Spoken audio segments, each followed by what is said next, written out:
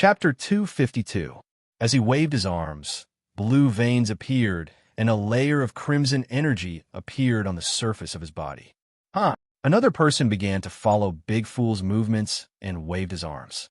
One by one, they suddenly gave up on defense and allowed the purple energy to sweep over them.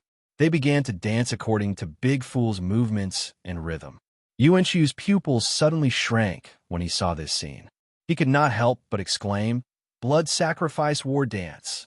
Who?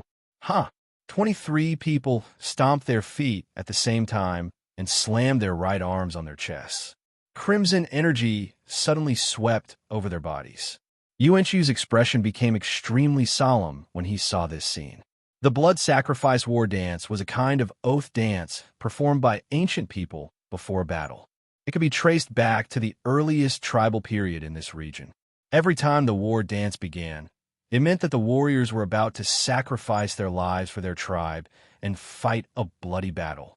They burned their own essence, chi, and spirit, like a brave warrior cutting off his own wrist, using everything he had in exchange for a short period of strength. As they danced, blood and sweat flowed down their bodies. The crimson energy grew stronger and stronger. Who? After slamming their chests again, their eyes turned red. Even so, I'm not someone you can fight against. Yuanshu roared angrily, and the purple vortex suddenly expanded. Who? Their bodies were burning, and their physical limits were being squeezed out. The crimson energy condensed by the 23 people resisted Yuanshu's attack and continued to push forward. At this moment, he was completely stunned. He saw the analysis menu of Big Fool and the others, as well as the self-sacrifice prompt in the status bar. Are they fighting for me with their lives? He was not the only one. Even the players in the originally lively live streaming channel stopped their bullet screens and stared fixedly at the screen. Their hearts were trembling slightly. Run. Stop sacrificing yourselves. Don't. You said that you want me to be your big brother. It hasn't been long, and you're already disobedient. I'm telling you to leave. If you don't listen to me, I won't want you anymore. Hui shouted hysterically. At this moment, he really hoped that these fools would listen to him and leave as soon as possible, as far as possible. However, Big Fool and the others turned a deaf ear to him and continued to dance. Along with the flow of sweat and blood, they squeezed out their own life force. Boom! There was a sudden explosion at the point of collision, and Yuanshu was sent flying. On the other hand, Big Dumbo and the rest appeared in front of Hui in a flash. They used their bodies to form a human wall to resist the impact of the shockwave. Listen to me. Please listen to me. I'm begging you, don't risk your life. Hui looked at Big Dumb and the others with a pleading expression. Big Dumb and the rest did not say anything. They just stared at Hui with a silly smile. Die! At this moment, Yuanshu, who had been sent flying, suddenly rose from the ground and pounced toward Hui with a furious roar. Phew! The war dance began once more. At this moment, they were like ancient warriors guarding a tribe. Each and every one of them ignited their lives and raised their fighting spirit. They swore that they wouldn't take a step back even if they died. His fighting spirit was burning. The furious Yuanshu was pushed back again and again. He could not help but spit out a mouthful of blood, but he still could not break through the flesh defense. Under such circumstances, Yuanshu went completely crazy. He could not accept his failure because it reminded him of someone, the person who pulled him down from the position of his excellency. All of you die. His long gray hair danced in the wind. Yuanshu no longer held back. He drew out all the spiritual energy in his body. A purple light ball, surrounded by thunder and lightning, formed between his hands and expanded continuously. Feeling the huge pressure, the 23 people still looked calm, but the red flames on their bodies burned even more fiercely. Their bodies dried up in the burning. At this moment, they also let out a cry. Facing Yuanshu's final attack, they also chose to burn all their vitality just to protect their big brother, who had accompanied them in the 10,000 years of darkness. They fought for him one last time. As the purple destructive ball attacked, circles of energy waves set off ripples and turned into a howling wind. At this moment, the 23 people were completely ignited. They took the initiative to confront it. When the two sides collided, unexpectedly, there was no burst of energy shockwave. With a continuous sizzling sound, the purple destructive ball continued to melt. Seeing this scene, Yuanshu was completely stunned, because they were using their last sacrificial power to melt the destructive ball instead of colliding with it. Was it for him? Yuanshu turned his head to look at his expression full of confusion. In the battle with the purple energy ball, charred bodies fell from the sky one by one, and the purple light ball gradually shrunk. At this moment, Hui bit his lips tightly and tears flowed uncontrollably. When the last body of Big Idiot fell, the surroundings fell into silence. All the energy was melted by them, and all Hui felt was a breeze brushing past his face. At this moment, Hui seemed to see Big Idiot and the rest floating past him, each of them smiling foolishly as if they were waving goodbye to him. Big brother, goodbye. Why did you kill them? Why? F***ck your mother. F***ck your ancestors.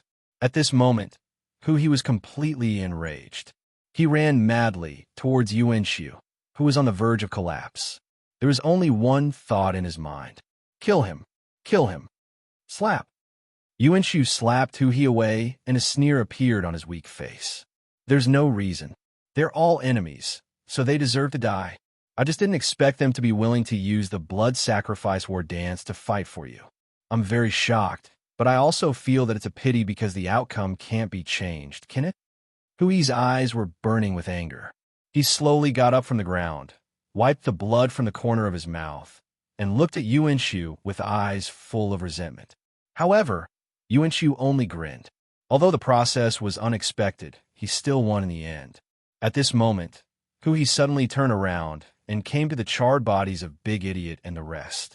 Under Yuanshu's puzzled gaze, he solemnly stored their bodies into the space one by one. After storing all 23 bodies, Hui slowly turned around and stared at Yuanshu, as if he wanted to imprint his appearance into his heart. I, Hui, hereby swear to all 23 brothers that one day I will take your dog life. Hui took out a dagger from the space. Yuanshu, I'll wait for that day to come. I'll make you afraid. This is my vow to all my brothers. After saying this, Hui stabbed the dagger into his neck under Yuanshu's incredulous gaze. Even if he had to die, he would never want to die in Yuanshu's hands. The scene gradually dimmed, and everything became blurry. He used to think that he was just an ordinary player who had a different kind of happiness from other players. But now, he suddenly felt a heavy burden on his shoulders, because from now on, he had to shoulder the blood feud of his 23 brothers.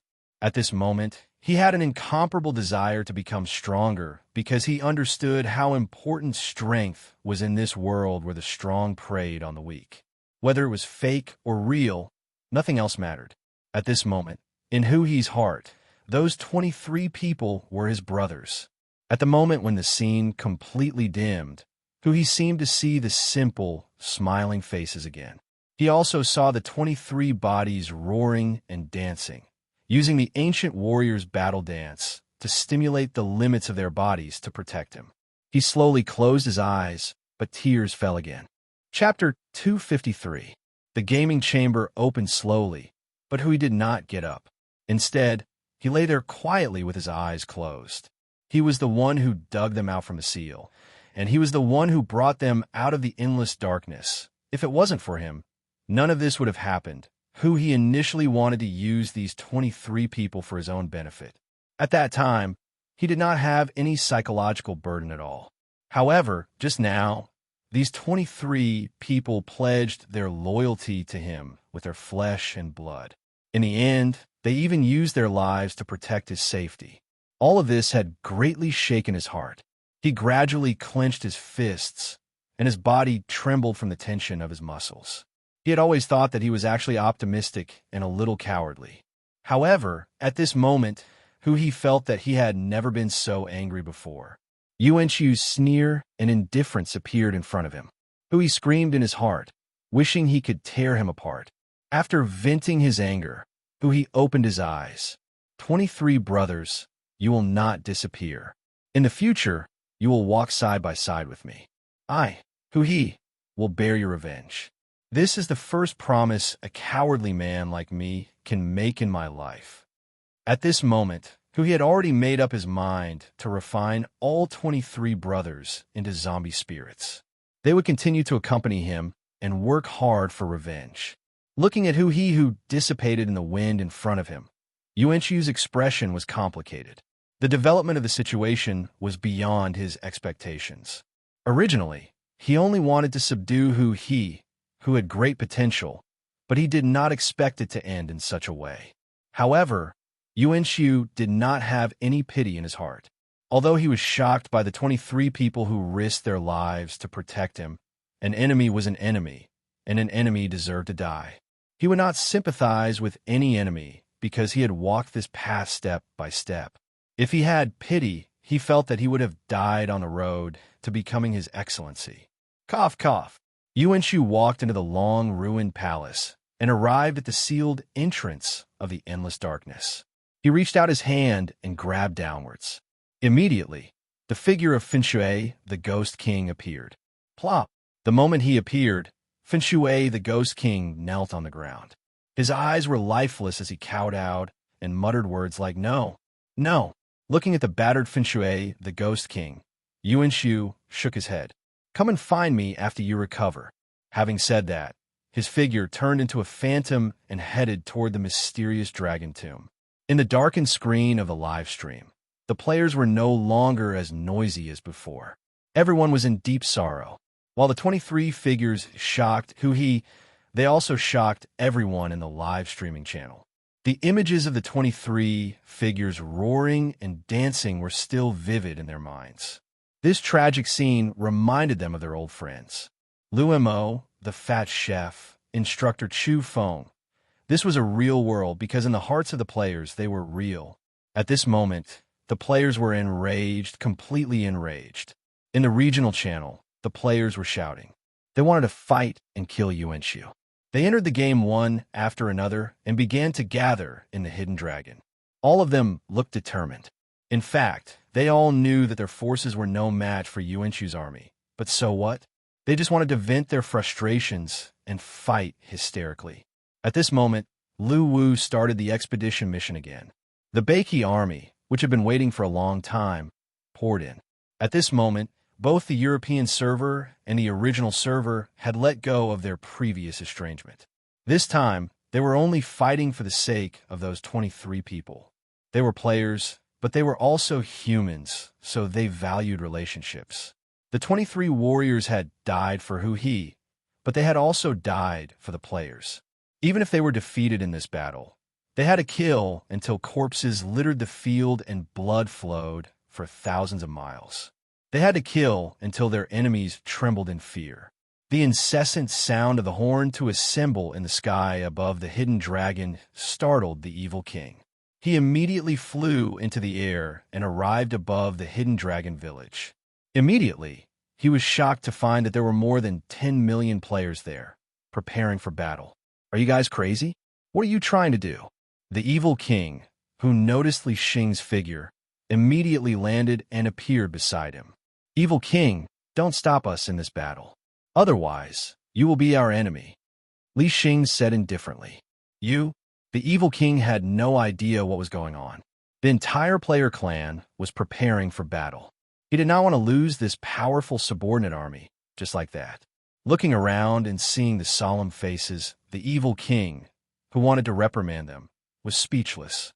He was the embodiment of evil thoughts, so he could clearly feel the anger in the hearts of the players. This anger gathered into a burning cloud above the hidden dragon village, surging and expanding continuously. At this moment, the evil king was silent. He knew that he could not stop it. "I won't support you," the evil king said while looking at Li Xing. "No need." After saying that, Li Xing raised the sword in his hand high. "Brothers, use this battle to send off the 23 warriors and 23 brothers. As long as our army is not destroyed, this battle will not end." Roar! The players roared in response. The anger in their chests was burning fiercely, and they needed to vent it out. Let's go. Roar. The army of players took heavy steps and set off from the hidden dragon village, advancing step by step toward the mysterious dragon tomb. Looking at the leaving army of the player clan, the evil king had a complicated expression. The army advanced, and the battle flag fluttered. With such a large army pressing on the border, the demon Wolfblade and the mad spider Ghost King who were stationed here had naturally noticed it. They quickly sent people to the mysterious dragon tomb to inform them, and then prepared for battle. When the mighty army of players stepped into the border of the demonic realm, the armies of the two Ghost Kings had already gathered in the distance. The evil king doesn't want to live. Do you want to live too? If we fight, you will definitely lose. The mad spider Ghost King looked at the army of players and roared, his voice spreading forward. Li Xing did not answer, but raised the sword in his hand. Kill, vent your anger, and comfort the fallen warriors with the blood of the enemies. Roar. The players began to run and charge. As for the threat of the mad spider Ghost King, it was nothing in their eyes. Facing the mighty army of players, the demon Wolfblade and the mad spider Ghost King's hearts trembled. This battle was not what they wanted, but they could only brace themselves and endure it. Defense. Along with the roar of the mad spider Ghost King, the army of demonized people immediately stood guard, forming a defensive shield wall, and waited solemnly. Boom! The army of players faced them head-on and charged forward crazily. The defensive shield wall shook wildly under the impact of the players, and the demonized people in the front row tried their best to resist, trying to hold the line. However, the madness of the players was far beyond their imagination. They stepped on the shoulders of their comrades and jumped into the army of demonized people. Even though they knew that they would be surrounded by countless attacks, they were still fearless. In this battle, they did not need strategies or formations. All they wanted was to kill and vent their anger. The anger in their hearts was the sharpest spear, piercing the enemy's seemingly unbreakable defense bit by bit, constantly pushing forward. Under such a crazy attack, the defense line of the demonized people collapsed before it could even hold on for a moment, causing the expressions of the two Ghost Kings to change drastically. Then, they leaped up and pounced on the army of players. The Ghost Kings were indeed very powerful, and their appearance increased the casualties of the players in the front row. However, they had nothing to fear. Kill. Turn the world upside down. Whether it was the Ghost King or Yuan Shu, they dared to kill anyone who stood in their way. Chapter 254. The two Ghost Kings were stunned by the terrifying lethality unleashed by the army of players who were seething with fighting spirit. There is no doubt that the difference in mentality between the two sides was huge. They were fighting for Yuan Shu and had to hold on even if they had no other choice. However, the players were fighting for themselves, brothers, and friends. This battle was also a battle of revenge. The two Ghost Kings who were fighting hard in the encirclement began to lose strength as time went by. They didn't understand why the players were fighting so desperately. Was it worth it? This was a question that the two Ghost Kings couldn't figure out. They had experienced countless battles on the battlefield and understood that the position of a powerhouse on the battlefield was definitely a place of death. Any smart soldier would not be stupid enough to come close and die. However, the players were completely different from what they thought. They were like ants that wanted to devour an elephant, surging forward madly and inflicting damage on them without a care for their lives. Under such a terrifying attack, the two Ghost Kings could only hold on for less than 10 minutes before flying back and hiding behind the army, panting heavily. At this moment, a trace of fear suddenly emerged from the bottom of their hearts. They were not afraid of the strength of the players, but the fearless momentum that they gathered. Even the two Ghost Kings had to admit that they were true warriors. This was because this army was fighting them with their lives. It seemed that from the moment they joined the battle, they had never thought of going back. This was their guess, but the players proved it with their actions, causing the two Ghost Kings to tremble. Yes, they were afraid. In the distance, the evil king looked at the battlefield with a complicated expression. In his sight, an illusory burning cloud surged above the players, and he also saw the players' high fighting spirit in the face of death. Did they really want to be annihilated? At this moment, he suddenly remembered what Li Xing said back then. My clan is warlike and not afraid of death. This sentence sounded like a complete joke to him at that time, but this time, the player clan proved everything with battle. The entire clan was warlike and not afraid of death. This was an army of 10 million fearless warriors. Even the evil king was deeply shocked by the players. He was formed from evil thoughts. Although he had consciousness and emotions, he couldn't understand why the players were fighting with their lives on the line. Am I really just an evil thought that can't understand the meaning of life? The evil king looked a little confused. At this time, the players were killing with bloodshot eyes. Their roars frightened the soldiers of the infernal realm so much that they felt like their guts were about to burst. The thought of fleeing surfaced in the hearts of every demon realm warrior. Their remaining fighting spirit was like a wisp of flame in the midst of a gale, about to be extinguished by the storm-like player army at any moment. No one is allowed to run. The army will be here soon. Hold on. Anyone who dares to retreat will be killed. The two Ghost Kings roared with all their might, trying to stabilize the morale of their army. However, in the face of the storm that was the player army, everything was futile. The army's morale had collapsed, and the flames of fighting spirit had long since been extinguished. Their defeat was like a wildfire, causing them to retreat step by step in fear. Faced with this situation, the two Ghost Kings once again jumped into the crowd of players, trying to stop them from advancing. So what if you're the Ghost King? I'm going to kill you. As long as our army is not destroyed, this battle will not end. Kill. Those who offend my brothers and friends will be killed, no matter how far away they are. Kill. Kill. Kill. The angry roars of the players could be heard all around. They were using this battle to comfort the spirits in heaven, and also to calm the anger in their hearts.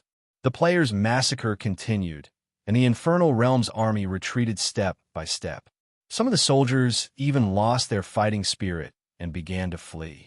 No matter how the two Ghost Kings roared, they could not stop their hearts that were dominated by fear. After clenching their teeth and holding on for a moment, the two Ghost Kings finally could not hold on any longer and began to retreat with their soldiers. The players' anger had not been vented yet, so how could they let them leave? Each of them continued to advance with bloodshot eyes. Dong! Dong! Dong! The military drums were beating, and an overwhelming army came from the sky and the ground. Yuanchu's army gathered at this moment.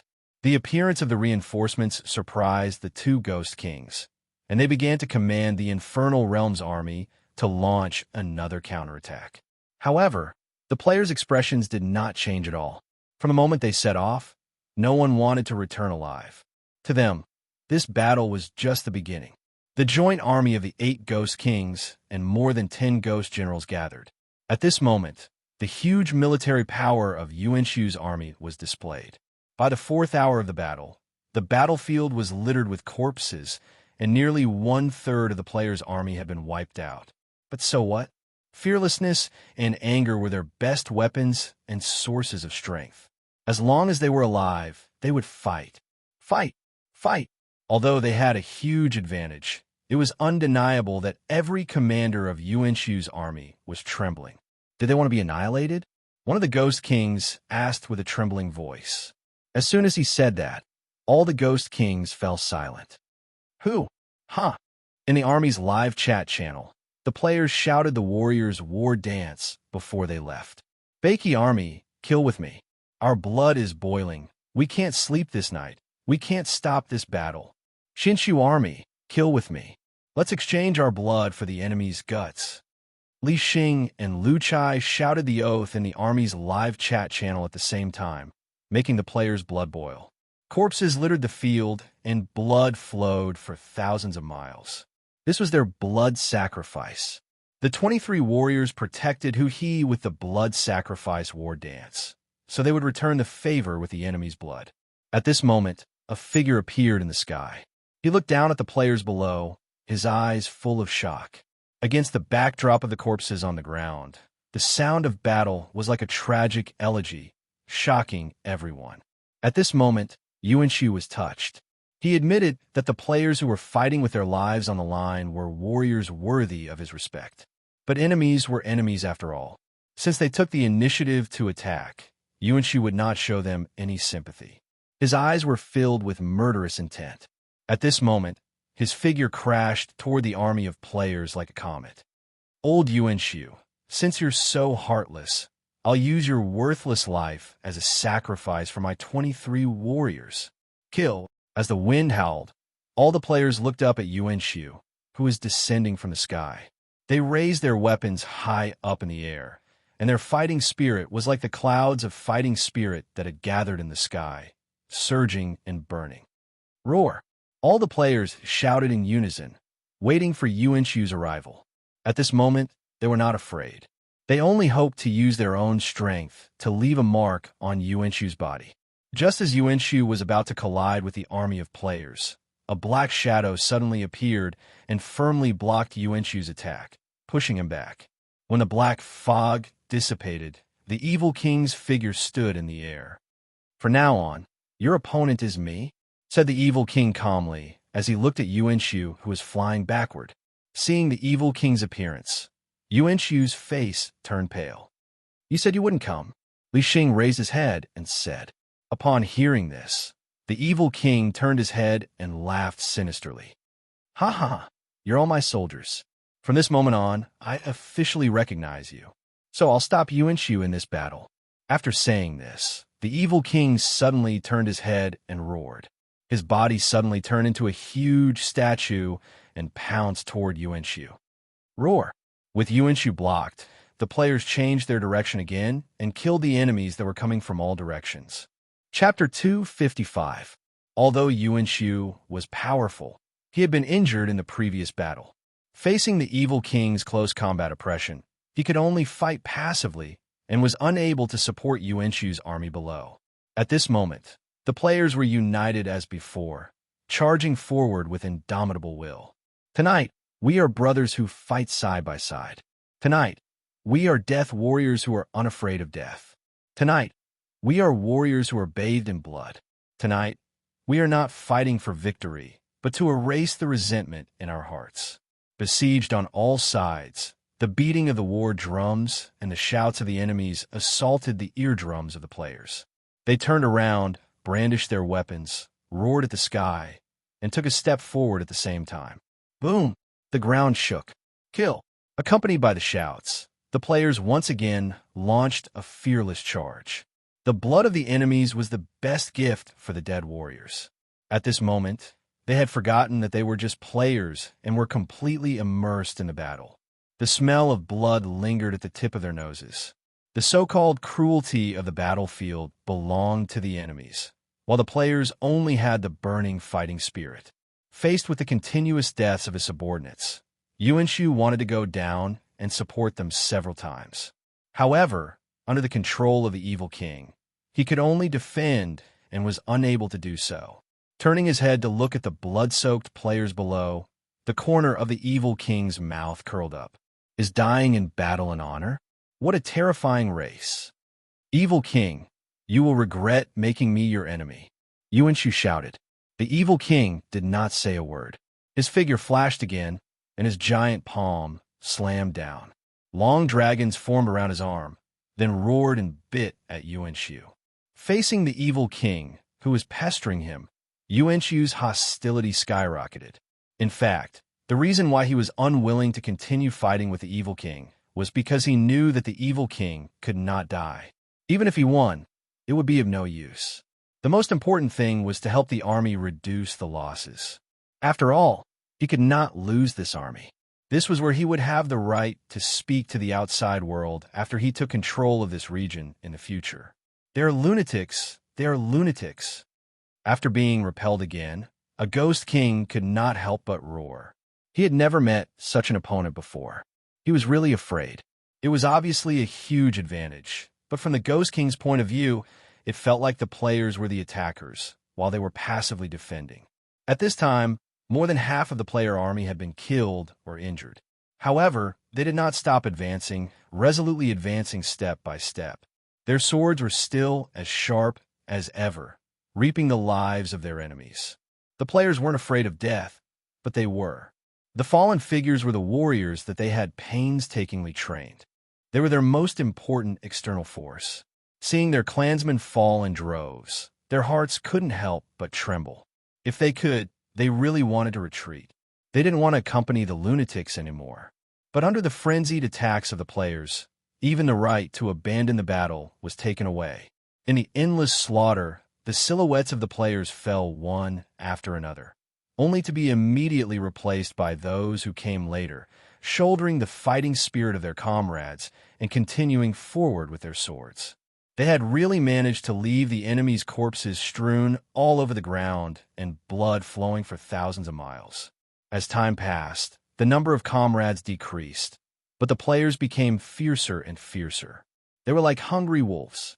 Wherever their bloodthirsty eyes landed, the soldiers of the Yuanshu army would subconsciously lower their heads, not daring to look at them. At the end of the battle, there were only 1,000,000 players left in the encirclement. The battle seemed to be coming to an end, but neither Yuanshu nor the Ghost Kings below felt that they had won. Because in terms of mentality and morale, they were the ones who had lost. At this time, the sky started to rain. The blood-colored drizzle sprinkled down, making the atmosphere of the battlefield even more tragic. Ha ha! They're afraid. Seeing the Yuanshu army surrounding the 1,000,000 players, but not daring to advance, the evil king couldn't help but laugh. At this time, he only felt satisfied. The players had used this battle to prove themselves and had won his respect. Although the self-proclaimed player clan was about to fall, the evil king remembered them in his heart, because they had ignited their own blood. It was a wonderful feeling. In countless years, he had never felt such a strange feeling. It was very hot-blooded, very excited, very carefree. Kill! Facing the Yuanshu army who didn't dare to advance, the players roared in unison. They pointed their swords to the front and brandished their swords at the enemy again. They launched a charge. It was as if they were not the ones being surrounded, but the soldiers of Yuanshu army. Even though they were defeated, the players' morale had completely overwhelmed these battle-hardened veterans. Only die in battle on the battlefield. There is no need to return the corpse on the battlefield. Dark clouds hung low and blood rain fell continuously. When the last player fell, the tensed nerves of the entire Yuanshu army suddenly collapsed. One by one, they fell to the ground and panted heavily. Even though the players were dead, the fear in their hearts still did not fade. This was a victory, but no one cheered or sang praises. There was only a feeling of survival after a disaster. Looking around, the corpses were everywhere, and the blood that had gathered on the battlefield formed potholes of blood. This made their hearts tremble again. They were afraid. It was as if all the energy in their bodies had been sucked out. They even lost the courage to stand up. The Ghost Kings were also stunned on the spot. Their hearts were just like those terrified soldiers, but they suppressed their fear and did not reveal it. At this moment, they suddenly felt a sense of relief. They were dead. Fortunately, they were dead. The army of players had left a deep impression in their hearts. It was like a shadow that they could not get rid of. Ha ha, Yuanshu, you've lost. Look at them. In the sky, the evil king pointed at Yuanshu army and laughed wildly. The sarcasm in his eyes was obvious. At this moment, Yuanshu's face was ashen. However, that was the truth. The soldiers below had long lost their will to fight. Even if they won, it was no different from losing. This is my army. Floating in the sky, the evil king looked down at Yuanshu army. His roar shook the sky, causing the Yuanshu army soldiers below to tremble again. Do you think the battle is over? This is just the beginning. Get ready. Next, you will face my army. I will avenge them. All of you must die. Remember, all of you must die. Ha ha, this is great. I've never felt so great in my life. The Yuanshu army soldiers below looked up at the evil king who was laughing crazily in the sky. Their eyes were filled with fear. Is it not over yet? Are there still such warriors? At this moment, fear spread from the bottom of their hearts. It was as if they could see the fearless army that was formed by millions of people appearing before them again. They showed their long swords to them. Chapter 256. The evil king sneered, and oath sent a chill down the spines of the soldiers of Yuanchu's army. They used to be confident that they would be able to gain the ownership of the land of Sangshu. But now, they asked themselves, if there were more fearless warriors like them, would they still be able to win? They won this battle, but at the same time, they also lost because they were mentally defeated, even if they had a huge advantage in the battle. Looking at the evil king who was laughing hysterically, Yuanchu's expression was extremely ugly. This battle had a huge impact on his subordinates, and it would definitely affect the mentality of his own soldiers in future battles. This made Yuanchu extremely angry. Yuanchu, I'm leaving. Are you going to stop me? At this moment, the evil king turned his head and taunted Yuanchu with a hideous smile. Yuanchu did not speak, but the anger in his eyes was obvious. If the evil king dared to provoke him like this when he was at his peak, he would definitely capture him and find a place to seal him. But now, he was injured from the continuous battles. Even if he wanted to stop the evil king, he could not do so. Then I'm leaving, ha ha. Accompanied by the evil king's maniacal laughter, his body shrunk and turned into a stone statue, speeding towards the south. The sudden outbreak of the war officially ended at this moment. Is this your demonstration? You did it, but I won't lose. Yuanchu murmured as he looked at the direction where the evil king left. Then, he turned his head to look at the soldiers below who had long lost their fighting spirit. Feeling a surge of anger in his heart, he could not help but shout, "Retreat! Go back to the Hidden Dragon Army!" After the war ended, the players were watching the replay of the video in the Battle official forum. In this war, they managed to push forward with indomitable will, and they also managed to make the enemy terrified. Although they lost the war, the players felt that they had won because the enemy was afraid. Crayon_Shinchan. Awesome. Thank the officials for starting the expedition in time. Otherwise, I would have gone to kill the Rock Ghost King, since I had nowhere to vent my anger. The Rock Ghost Tree replied to Crayon_Shinchan. Motherf *Ker. Just you wait. Shueli_ strongest. Awesome. The number of times the Calamity Army has been united like this can be counted on one hand. The first time was Cha-Na, the second time was the Sea King, and the third time will be this time. I really hope that everyone will be united, but unfortunately, there will always be conflicts. As the saying goes, where there are people, there will be conflicts. Leader of the demolition officers. No matter what internal strife we have, when external enemies appear, we are brothers, we are comrades. When we are united, we are invincible and invincible. High latency warrior, Europe, that's right. Perhaps after this battle, our two servers will still be competing and comparing with each other. But when enemies invade, our swords will never be pointed at our own people. Watermelon_Taro. Long live the battle. Tonight's battle has really made my blood boil. Assassin's Creed. Our army is invincible. Yuanchu is just a stop in our future journey, just like a whetstone. Our pace of conquest will never stop. Brothers, do your best. Star Universe. Europe, good luck, brothers. Reinhardt. Europe, good luck, brothers. Knight of the Abyss. Europe, brothers. Do your best. Looking at the players' comments, Lu Wu could not help but smile in relief. When he saw the 23 warriors die, for who even Lu Wu was shocked. He was enraged as well, because he knew that everything was real. They really used their flesh and blood to defend against Yuanchu. Therefore, when the players began to gather, he did not hesitate to start the expedition and let the Beiki players join the battle. This battle had indeed shocked Lu Wu. The players once again proved that their potential was limitless. The victors were dejected and lost their fighting spirit, while the losers were full of fighting spirit and were already looking forward to the future. This was the huge gap between the Yuanchu army and the players. Just like what they said in the forum, Yuanchu was just a stop in the journey. It was never the end. After this battle, Lu Wu would no longer start the expedition between the Xiansu army and the Yuanchu army, because this was a test for the European server players and also a whetstone for their growth. On the other hand, the Beiki players would focus on the land of the 9 luminaries, which would be the location of their new journey. The players could always create surprises, and Lu Wu always had high hopes for them.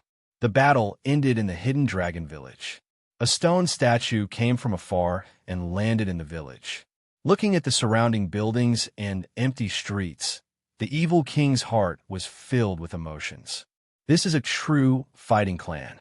It's my fortune to have them. The Battle of the Player clan also made his blood boil, and he would remember it in his heart. However, this battle had completely exhausted the foundation of this clan. The evil king's heart was filled with regret. This was supposed to be the biggest trump card in his hand. Sigh. The evil king could not help but let out a long sigh. As he was about to leave, he suddenly noticed that there seemed to be some movement inside the village. He furrowed his brows and immediately left in a flash. However, when he arrived at the southernmost part of the village, the evil king was dumbfounded. He saw countless players walking out a circle that looked like an altar. Don't push me, make way, let me out. F***CK, are you kidding me? The resurrection point is jammed. Make way, people are stacking up. Brothers outside, can you get out quickly? It's jammed inside. Are you guys stacking up a human wall? I can't breathe. Make way, I want to get out. Looking at the dense crowd of players surging out of the altar, the evil king was stunned. At this time, he saw a familiar figure. He immediately extended his hand and grabbed forward. Instantly, Li Xing, who was stuck in the crowd, was sucked out. Why aren't you dead? Looking at the familiar face, the evil king was stunned. Seeing the evil king arrive so quickly, Li Xing was also stunned. Fortunately, he was prepared, so he said, "Oh, Lord Evil King. Oh, Lord Evil King, I did die, but I resurrected." Resurrected? Yes, our player clan has a racial talent. After death, we will be resurrected at the clan's altar. Everyone has 3 lives. Hearing this, the evil king was dumbfounded. F***CK. Then I was touched for nothing? However, there were many immortal abilities in the underworld, but he had never heard of resurrection abilities. Confused, the evil king waved his hand and sucked all the players piled up in the resurrection point out. Then, he flashed to the resurrection point and began to carefully observe the altar below. However, the altar was just a decoration. All of its functions were within the battle artifact. How could the evil king see through it? No matter how much he studied it, he could only come up with one conclusion. The altar was very ordinary, so ordinary that there was nothing special about it. Resurrection ability? How terrifying. This racial talent that he had never heard of really shocked the evil king. Although he was curious about the structure of this ability, he could not see through this resurrection altar with his ability, so he could only give up. However, at this moment, the evil king was very happy. Initially, he thought that he had completely lost this fearless army. He did not expect them to be resurrected. The evil king could not help but laugh at the joy of regaining what he had lost. He flashed to Li Xing's side and reached out to pat his shoulder. It's good that you can resurrect. It's good that you can resurrect. At this moment, the evil king looked at Li Xing with satisfaction. It was the complete opposite of the contempt he had when they first met. Although he knew the reason why the players were not afraid of death, to the evil king, they were still true warriors. Even if he had 3 lives, it would be impossible for him to give up one so easily without great courage. This battle had proven the great potential of the player clan, and their existence was enough to deter the entire Yuanshu army. At this moment, the evil king was full of confidence in winning the position of his excellency. Chapter 257. Beginner Battle Type Ghost Commander Trial Challenge. Applicable for all battle type professions. Seeing that Lu Chai was sent flying, the live stream suddenly became lively. Seeing so many people supporting him, Lu Chai was a little embarrassed. After all, he did not have much confidence in this battle. I'm finally at level 100. Let's try to challenge the Ghost Commander and do a live stream for our guild brothers. Don't plan to pass. It's purely for entertainment. Don't take it seriously. Poster. Leader of the demolition officers. Moreover, after entering the land of Naraka, Lu Wu would not create a resurrection point before the players took over the ownership of an area. At the same time, Lu Wu's soul coin income began to increase rapidly. However, the violent beast reaction was extremely quick. When it saw that its attack was unsuccessful, it twisted its body on the spot. The wooden stick that had been smashed on the ground slashed up diagonally, hitting Lu Chai's chest hard and sending him flying. Every resurrection was changed to a random location in a fixed area. The difference in physical quality between the two was huge. It was impossible to pull away from it. Lu Chai could only bite the bullet and face it head-on.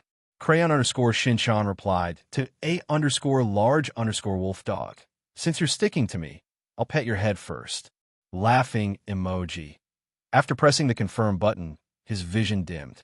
When it became clear again, Lu Chai found himself in the wilderness. Facing the roaring violent beast, Lu Chai did not dare to fight it head-on. He quickly rolled on the ground and dodged the wooden stick that was slashing at him. Shueli_the_strongest. Go for it, Guild Master Lu Chai. As the power gem on his body flashed, he raised his right arm. Other than killing the Death Clan in the Void Ocean, the players' harassment in the territories of the Hydra King and the Rock Ghost King became more frequent. Of course, he did not have much hope. Boom! As for the subsequent servers in the Asia server, Lu was already making preparations. He set up a new template for them and developed a diversified development path for the players. Of course, Lu would definitely choose a relatively weak area in the land of Naraka for the fixed resurrection point. Beginner Support Type Ghost Commander Trial Challenge, applicable to all support type professions. At this time, Lu Chai had finally reached level 100 after the battle last night. He had also reached the minimum requirement to challenge the Ghost Commander trial. The challenge fee was a large part of his recent soul coin income. In front of him was a 3-meter-tall, hideous-looking giant orc holding a thick wooden stick, glaring at him fiercely. Crayon_Shinchan, Guild Leader Demolition. What are you waiting for? Use Sacrifice and hit him with Poseidon. With this skill activated, I guarantee that you'll be able to kill him instantly. At most, you'll just have to start all over again. It's just level 0. What's there to be afraid of? Therefore, the reason why he challenged Lu Chai this time was just to test the waters and see the gap between him and a real Ghost Commander level monster. After the description dimmed, a countdown appeared in front of Lu Chai. After all, the new server was spawned in Naraka. However, the players knew their limits. At the very least, they knew that the Rock Ghost King and the Hydra King had provided great help in the battle against the Sea King. Hence, they were being merciful. Squadron Leader of the Demolition Officers. Go Violent Beasts. Laughing emoji. After the battle in the Infernal Realm, the desire of the players to become stronger became especially strong. Before the challenge officially begins, I will solemnly state that no HP potions, amplification potions, blessing scrolls, or after paying the fee at the Mansion of the Dead's management office, 2 selection panels appeared in front of him. They started with the Doomsday Survival Mode, a challenge of hell difficulty. The number of players in the Australian server and other servers that were originally planned to be built could not be compared to these big servers. Therefore, merging them was a good choice as it could greatly enhance the player's survivability in the early stage. That was to merge the servers. The 3 main servers of South America, North America, and Oceania would be merged into one server and renamed the Naraka server. As Lu Chai was currently the guild leader of Bakie's #1 guild, he was very popular among the players. His live broadcast quickly attracted the attention of many players. At this stage, many level 130 players could not pass the Ghost Commander trial. Even top players like Ao Jian, who was around level 120, only managed to pass it after 2 attempts. However, Lu had not given them any notice. They could only grit their teeth and endure. The challenge officially began with the players' anticipation. Apart from using these soul coins for his own cultivation and the construction of Bakie, Lu also needed a plan for the upcoming American server. Therefore, he had to be careful with all his expenses. At this moment, the figure of the violent beast appeared next to Lu Chai again, smashing the huge wooden stick on his head. This was also for the sake of the players because this big region was completely occupied by the strong clans. The possibility of taking over the territory at the beginning was almost 0. After this battle, Lu had a new idea. Under the jeering of many guild members, Lu Chai decided to give the challenge a try. There were also some guild members who were watching the show and cheering for the violent beast. Otherwise, with the current combat power of the Bakey army, it would be a piece of cake for them to annihilate the Rock Ghost King and the Hydra King. At this time, the comments were divided into two factions, except for a few contrarians who encouraged Liu Chai to sacrifice his level. The Ghost Commander Trial Challenge has begun. Players, please get ready. Counting down from 10, 9, 8, 7, 6. A large wolf dog replied to Crayon Shinchan. Why is there always a contrarian like you everywhere? Disdainful eyes. JPG. Liu Chai's body suddenly sank. At this moment, his left arm quickly struck toward the violent beast's armpit. Some of them hoped that Liu Chai would pass the trial and cheered for him. Demolition Squad leader. Go violent beast. Laughing emoji. However, today, there was a live stream challenge post that made the players dumbfounded. This made the two Ghost Kings complain incessantly. Liu Chai had changed his class to a Rune Master, so naturally, he would choose a combat challenge. Apart from joining in the fun, the players who watched the Ghost Commander trial video also wanted to learn some combat skills to improve their abilities and prepare for the individual competition. Recently, the video of the Ghost Commander trial video had become popular on the Battle official forum. Lu Wu had decided on this idea after careful consideration. After all, there were only a few players who could defeat the Ghost Commander. Winning the challenge was undoubtedly something to be proud of, and at the same time, it proved one's strength. Other than the increase in the number of players and the increase in daily purchases, another important reason was that the number of players who win a challenge the Ghost Commander trial had skyrocketed. It could be said that the opening gameplay of an Araka server was completely different from the European and Chinese servers. The attack was effective on the spot. The violent beast's arm was numb from the hit, and it subconsciously took a step back. Of course, the players were not looking forward to Liu Chai showing off his prowess and beating up the trial monster.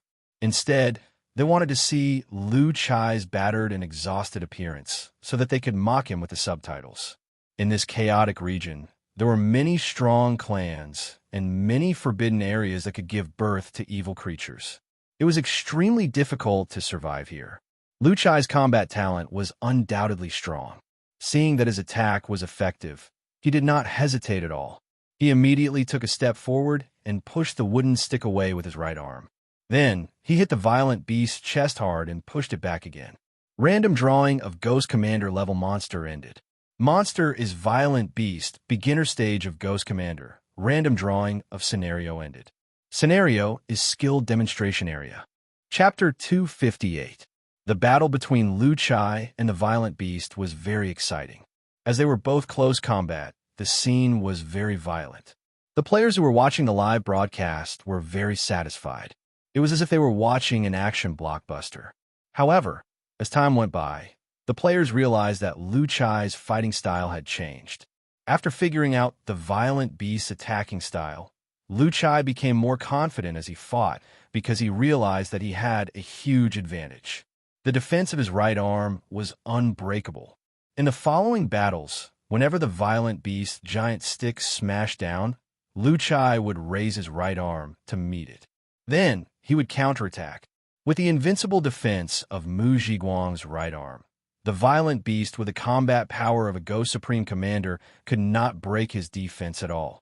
Every time it was blocked, it would be quickly beaten by Liu Chai. Although its skin was rough and tough, it could not withstand such a beating. Looking at the violent beast's decreasing HP, the live broadcast room suddenly became lively. Crayon_Shinchan. I strongly recommend everyone to report Liu Chai for cheating. Is this right arm made of gold? How can it not lose HP after being smashed?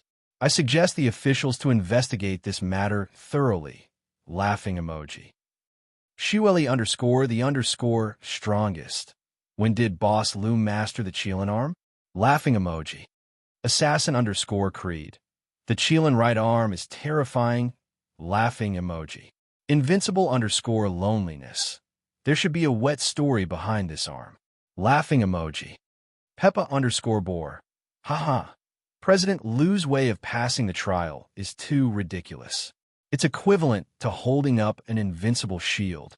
If the violent beast had consciousness, it would probably be driven mad by you. Laughing emoji. The live broadcast room was in an uproar. Obviously, they did not expect Lu Chai to pass the trial in such a shameless way. However, this method was very effective. Mu Zhiguang was a Ghost Emperor-level powerhouse. Even if the violent beast in the early stage of the Ghost Supreme Commander exerted all its strength, it could not leave a mark on his arm, let alone break its defense. It could be said that the random, close-combat violent beast was completely restrained by Lu Chai in the battle. It could not exert its greatest strength at all. Every time its attack was blocked, it could only passively take a beating. Moreover, the Ghost Supreme Commander monsters in the trial were different from those in the outside world. They had no ability to think and only knew how to attack. Therefore, in the end, Lu Chai, who was at a disadvantage, relied on the invincible defense of his right arm to defeat the violent beast. Server announcement. Congratulations to player Lu Chai for breaking the Ghost Supreme Commander trial record. Level 100, challenge count, 1. The appearance of this announcement shocked many players. They rushed into Lu Chai streaming room to find out more information. After knowing that Lu Chai had defeated the violent beast with just one Shielan arm, the players who came later were stunned and went into an uproar. Ke was playing Chuan's way. However, Lu Chai's almost cheating method of clearing the stage had given other players a lot of inspiration. After this, the challenge of the Ghost Supreme Commander trial became more and more popular. The Team CH that the players the clan, the players are not. For example, many assassin players would run while setting up traps, waiting for enough traps to be used before launching a counterattack. There was also a mage player who had very cleverly learned all the summoning skills in the Cultivation Pavilion. When he entered the Ghost Commander trial, he did not even bring along his magic staff. Instead, he held up a shield and used his summoning skills throughout the battle. He ran around madly by himself, and occasionally, when a monster got close to him, he would raise his shield to block it. The players had more tricks up their sleeves. Strategies to pass the trial kept popping up. The monsters, who had no consciousness and only knew how to attack, could not handle the strategy. Even if it was a trap, they would jump on it. Lu did not know whether to laugh or cry. The Ghost Supreme Commander trial was designed to match the player's strength and the Underworld's cultivation system. However, the players had turned it into a strategy game. This was not what Lu Wu wanted to see. Therefore, while the second stage of the Ghost Supreme trial was unchallenged, Lu Wu decisively strengthened the combat awareness of the Ghost Supreme monsters in the second stage, so that they would no longer just charge around foolishly. Lu Wu did not intend to fix the tricks that the players found in the first stage. Since it was a bug that the players found with their own abilities, they should use it. Lu Wu knew that they would regret it. The second stage of the Ghost Supreme Commander trial was strengthened because of their tricks. The players were still unaware of it. The forum was full of joy. They were sharing the strategies of different classes and fantasizing about the rewards they would get. Outside the border of Chidragane, figures slowly approached from afar. He expressionlessly walked up to a huge rock that was half embedded in the mountain and just stood there looking at the surface of the rock in a daze. A ray of light shot out from a tiny hole in the rock and scanned the man in front of him. Beep. Identity confirmed. Welcome back, number 1. With the sound of an electronic machine, the rock cracked open slowly. The lights inside were turned on one by one, revealing a metal passage. This was an underground human body laboratory branch of the Jetta Technology Company outside the border of Chi Dragon. It was built in a very secluded location that was difficult to detect with the naked eye. This was where number 1 was modified and gained powers that surpassed that of ordinary humans. He stepped into the passageway and came to the end. A metal wall blocked his way. At this moment, the surveillance camera on the top of the wall turned slowly and pointed at number 1. It's number 1. Number 1 is back. Seeing the familiar figure on the screen, the surveillance personnel immediately took out the walkie-talkie and reported to the base director. Quick, let him in. Abel, who was sitting in the office with the base director, quickly said. He was full of anticipation when he thought about meeting the person in charge of the Battle Gaming Company, who had given him a headache. He even thought about how he was going to entertain this distinguished guest.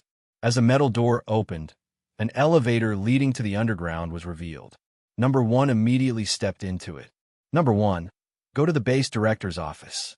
He's looking for you. At this moment, the voice of the surveillance personnel was heard in the elevator. Number 1 did not answer and only nodded. Suddenly, a cold light flashed in his eyes. When the elevator reached the designated floor, the elevator door opened and Number 1 strode towards the base director's office.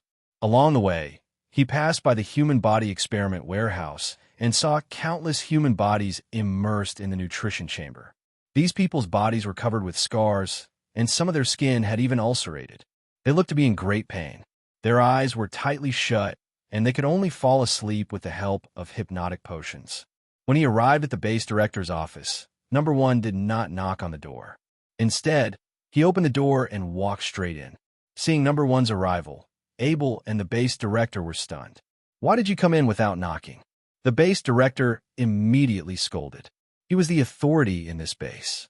Naturally, he was very angry with Number 1's unreasonable behavior. Where is he?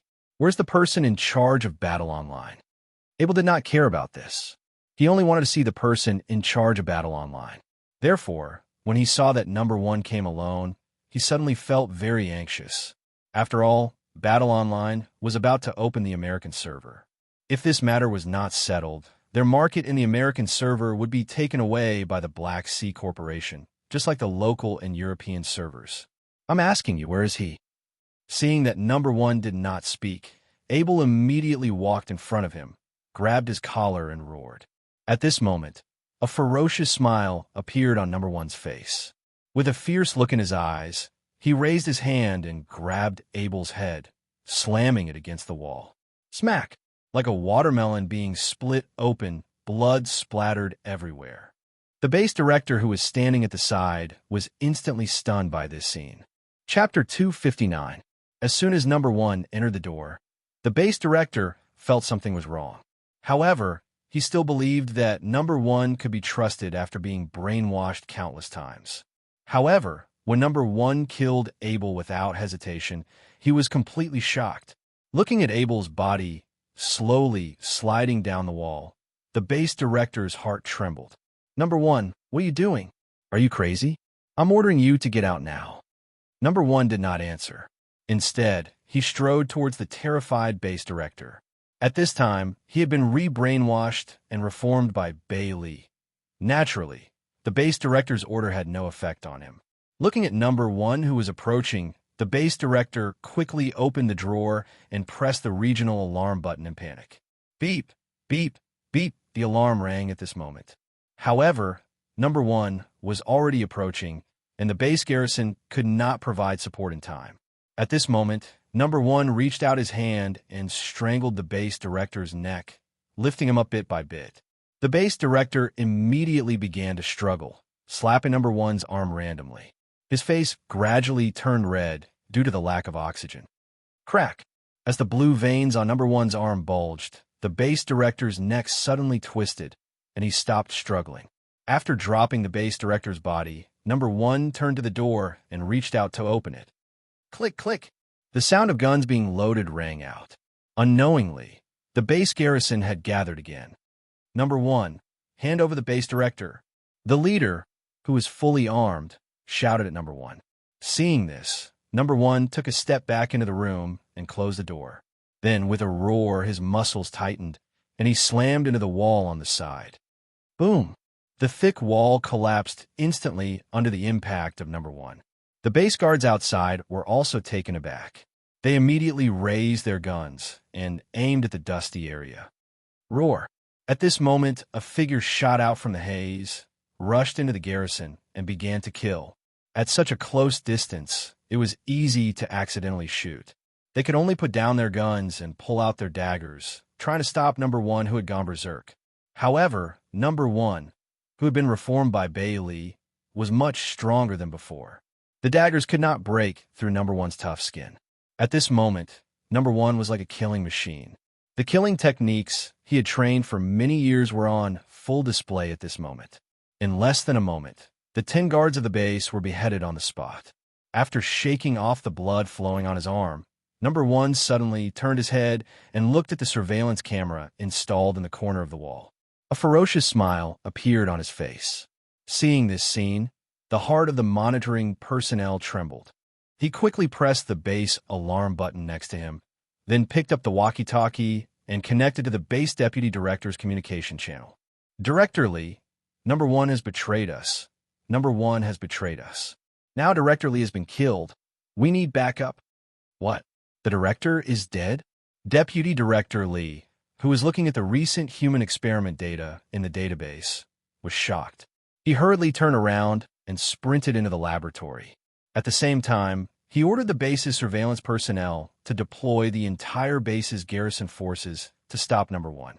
He had personally participated in the modification of Number One's body, so he naturally knew how terrifying Number One's strength was. Number One could completely be called a humanoid tank. Just the thought of how much damage Number One would cause to the base if he went out of control scared him. However, since they had created Number One, they naturally had a backup plan. There was a remote control in the laboratory that could be used to control the bomb chip embedded in Number One's head. Although he didn't know if this matter could be controlled, he had to be fully prepared. If he couldn't stop Number One from going out of control, then he could only cruelly destroy this weapon. With the sound of the alarm throughout the base, the personnel began to quickly gather and rush towards Number One's location according to the instructions of the monitoring personnel. At this time, Number One was striding towards the base's main control room. His purpose of coming here was naturally to destroy this base. The main control room was set up with a self-destruct program. As long as this program was activated, the entire base would cease to exist. Originally, this program was prepared to not leave any traces after the base was discovered. However, Number One felt that this was the right time to use it. Number One, at this time, a figure ran from the side, then leaped up, and with a whip kick from top to bottom, it ruthlessly smashed onto Number One's forehead, causing him to subconsciously take a step back. Die. After the figure landed, he quickly closed in and swung his elbow towards Number One's neck. Seeing this, Number One's expression didn't change. He swung his left arm forward and blocked the elbow attack. Then his right arm went forward and wrapped around the neck of the figure in front of him. With a forceful downward push, his knee struck the person's chin. This knee strike was very fierce, causing the person to retreat continuously. There was a brief moment of confusion on his face. Number 3, didn't you always think that you're stronger than me? Looking at the retreating figure, Number One suddenly laughed. Number 3, who came back to his senses, only felt that his vision was covered by a layer of shadow, and his ears were buzzing. How is that possible? They said that my value is higher than yours. I was modified based on your foundation, so I should be stronger than you. Number 3 shook his head and reached out to the wall to support himself. He looked at Number One in disbelief, who was smirking in front of him. At this time, Number One felt very unfamiliar to him. They had gone on many missions together, so he knew Number One's strength very well. However, during the fight just now, he realized that Number One's strength had changed so much. Whether it was his strength or his conditioned reflexes, they were not on the same level as before. Number One, stop. You're out of control now. It's not too late to stop now. They won't kill you. You know that you're very valuable. Realizing that he was no match for Number One, Number 3 immediately tried to persuade him.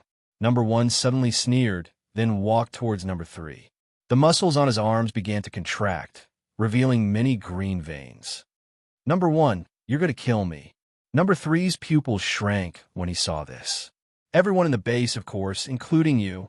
Number One took a step forward, swung his right arm in an arc, and punched Number 3's face hard, smashing half of his head into the wall. After pulling his arm out, Number One's expression didn't change, and he continued to walk towards the control room. Along the way, he walked past the information room, specimen storage room, and Number One's figure appeared outside the main control room. As soon as his figure appeared, the guards who had gathered outside the main control room immediately opened fire. A dense barrage of bullets suddenly came, riddling the wall behind him with thousands of holes. However, what made the guards of the base terrified was that when these bullets hit the surface of Number One's body, They only made his skin slightly dented, and he lost the ability to move forward. Change to X bullets. The captain of the base guards hurriedly roared. Originally, he planned to use normal bullets to subdue number one, because the power of the X bullets was very likely to kill the precious experimental subject number one. However, he couldn't care less now. His duty was to protect the base, and he would not allow any mistakes. However, at this moment, number one's figure suddenly burst out, and he rushed towards them. First echelon, close combat. The rest of you, change your bullets. Following the captain's order, the guards in the first row pulled out the daggers tied to their calves and rushed towards number one. At this time, number one didn't need any weapons at all. He only relied on his physical strength to explode with unparalleled strength.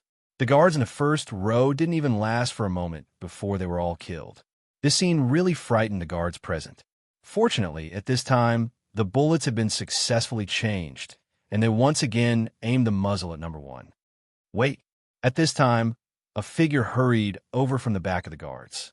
Director Lee, hurry up and leave here. Number one is out of control. Seeing the person who came, the captain of the guards quickly blocked him behind, preventing him from rushing forward recklessly. Director Lee ignored the captain of the guards, and instead raised the remote control in his hand. Number one, stop. Throwing the body of a guard in his hand to the ground, number one turned his head to look at Director Lee, his expression full of sarcasm. Number one, as long as I press this button, the chip embedded in your brain will explode. Now, I order you to go to the experimental prison and lock yourself up. Director Lee scolded with a serious face, and at the same time, he shook the remote control in his hand, full of threat. Number one stuck out his tongue, licked the blood at the corner of his lips, and a hideous expression appeared on his face. Under Director Lee's astonished expression, number one suddenly sprinted towards him. Looking at Director Lee, who obviously hadn't recovered from the shock, the captain of the guards immediately grabbed the remote control in his hand and pressed it hard. At this moment, number one had already lost control, and his duty was to protect the base, so naturally, he didn't dare to neglect it. Even if he would be punished later, he would accept it. However, the scene of number one's head exploding in their imagination didn't happen. Under the shocked expression of the captain of the guards, a strong arm swept across his cheek and pinched Director Lee's head. Smack! Director Lee's head was crushed by a strong force, and blood splattered on the face of the captain of the guards. At this moment, the captain of the guards was completely dumbfounded. Looking at the fist that was gradually enlarging in front of him, there was only one thought in his mind. This group of researchers really wasn't reliable. The experimental subject that promised not to betray lost control, and now even a self-exploding chip had problems. My life is over. Chapter 260. Under the horrified gaze of all the guards, the heads of Deputy Director Lee and the captain of the base guards burst open, blood splattering everywhere. They immediately turned their guns and started shooting at number one. However, something even more unbelievable happened. The X-bullets hit number one's body. Although they broke through his physical defense, the bullets embedded in number one's body did not penetrate too deep before they were squeezed out by his muscles bit by bit. The original wounds were healing at a speed visible to the naked eye. Seeing this scene, all the guards were dumbfounded. Even the extremely lethal X-bullets could not kill number one. Did they have to use explosive bullets? However, at this distance, it was uncertain if this kind of bullet could kill number one. They would definitely be affected. However, number one did not give them a chance to think. Following his roar, he suddenly rushed into the crowd of guards. His arms were like two heavy hammers. The guards who were hit along the way spat out blood and fell to the ground, immediately losing the ability to continue fighting. Facing such a terrifying number one, their resistance had no effect at all. It could be said that it was a complete one-sided massacre. After killing dozens of guards, number one came to the door of the main control room. He then turned his head and looked at the camera above. Open the door. Hearing this, the guard who was already scared out of his wits stuttered. I can't open this door. Hearing this, number one once again turned his gaze to the metal door. He lowered his body and then slammed into the metal door. Boom! A loud noise, and the metal door trembled. Boom! Boom! Boom! Under the horrified gaze of the guard, Number 1 madly slammed into the door of the main control room, creating a continuous metal pit. After a series of attempts, Number 1 suddenly stopped slamming. Looking at the metal door that was deformed but not broken, he fell into deep thought. Seeing this scene, the guard at the base let out a sigh of relief. If there was any error in the important data in the main control room, the headquarters would never let him go. After confirming that Number 1 could not destroy the door of the main control room, the guard immediately turned around and closed the door to prevent Number 1 from finding his way in. Looking at Number 1, who was still standing in the same place, the guard took out his communication device and began to contact the headquarters to urgently report the current situation. After the report was over, the monitoring personnel began to command the panicking laboratory personnel to evacuate and hide in the base's prison rooms. These cells were originally used to control the experimentals that had gone out of control. The surrounding walls were also made of the latest alloy material. Perhaps they had never expected that they would one day enter one of these cells. After everything was done, the surveillance personnel once again looked at the door of the main control room. When he saw the scene on the screen clearly, he couldn't help but widen his eyes. A black lightsaber slowly formed in Number 1's hand, and this lightsaber cut through the seemingly indestructible metal door like cutting through tofu. Not only the monitoring personnel, but even the headquarters personnel who were watching the scene through the connection were also shocked. They had checked and studied Number 1's body data, and one thing was for sure, this kind of supernatural ability was not something that Number 1 had after being modified. The ability to materialize spiritual chi was what they were pursuing the most at this stage. Mutation. This thought suddenly appeared in the minds of all the researchers at the headquarters. Their gazes gradually became heated. Number 1's value continued to rise in their eyes. He can't die. We must have him. He seems to have mastered the spells of the ancient cultivation system. Looking at Number 1 walking into the main control room on the screen, Dr. Yad of the main experimental base shouted with a face full of desire. Inside the main control room, the lights on all kinds of instruments flickered. It looked like a sci-fi scene. After Number 1 walked around the room, he once again fell into silence. Although he knew that the main control room had a self-destruct program, he knew nothing about it, so he had no idea how to activate it. After thinking for a while, he walked to the main control panel and began to wander around the various buttons. At this time, his gaze was attracted by a broken page placed inside the glass cover of the control panel. This broken page looked very special. It was glowing faintly. This was the research base, but this piece of paper was protected in the main control room, which made Number 1 very confused. After thinking for a while, Number 1 waved the lightsaber and slowly cut open the glass cover made of unknown material. Then he took out the broken page that was glowing faintly. The moment it was in his hand, Number 1's arms sank. The weight of this piece of paper was obviously beyond Number 1's imagination. He estimated that this broken page weighed almost a ton. At this time, a voice suddenly rang in Number 1's mind. Number 1, bring it back. Hearing Bei Li's voice, the hostility on Number 1's face instantly disappeared. He became very respectful. Put your hand on the main control panel. I will control the soul power in your body. Leave the rest to me. Number 1 did not hesitate at all. He did as Bailey said and put his hand on the main control panel. A wisp of soul power seeped out of Number 1's body and went into the main control panel. Then, the data on the screen flashed quickly. Sections of encrypted internal program of the base were flipped out. Soon, all the programs on the main control panel disappeared. A red instruction appeared. Are you sure you want to activate the base's self-destruct device? Then, the data disappeared again, and the self-destruct countdown appeared directly. Originally, Number 1 was supposed to be destroyed together with the base, and this self-destruct program did not have a so-called countdown time. However, after seeing this broken page, Bailey changed her mind. Following the start of the self-destruct countdown, the entire base's alarm went off, and Number 1 started walking out of the base with the broken page. After taking the elevator back to the metal passage, number 1 destroyed the elevator control panel with a punch, then walked towards the giant rock outside of the passage.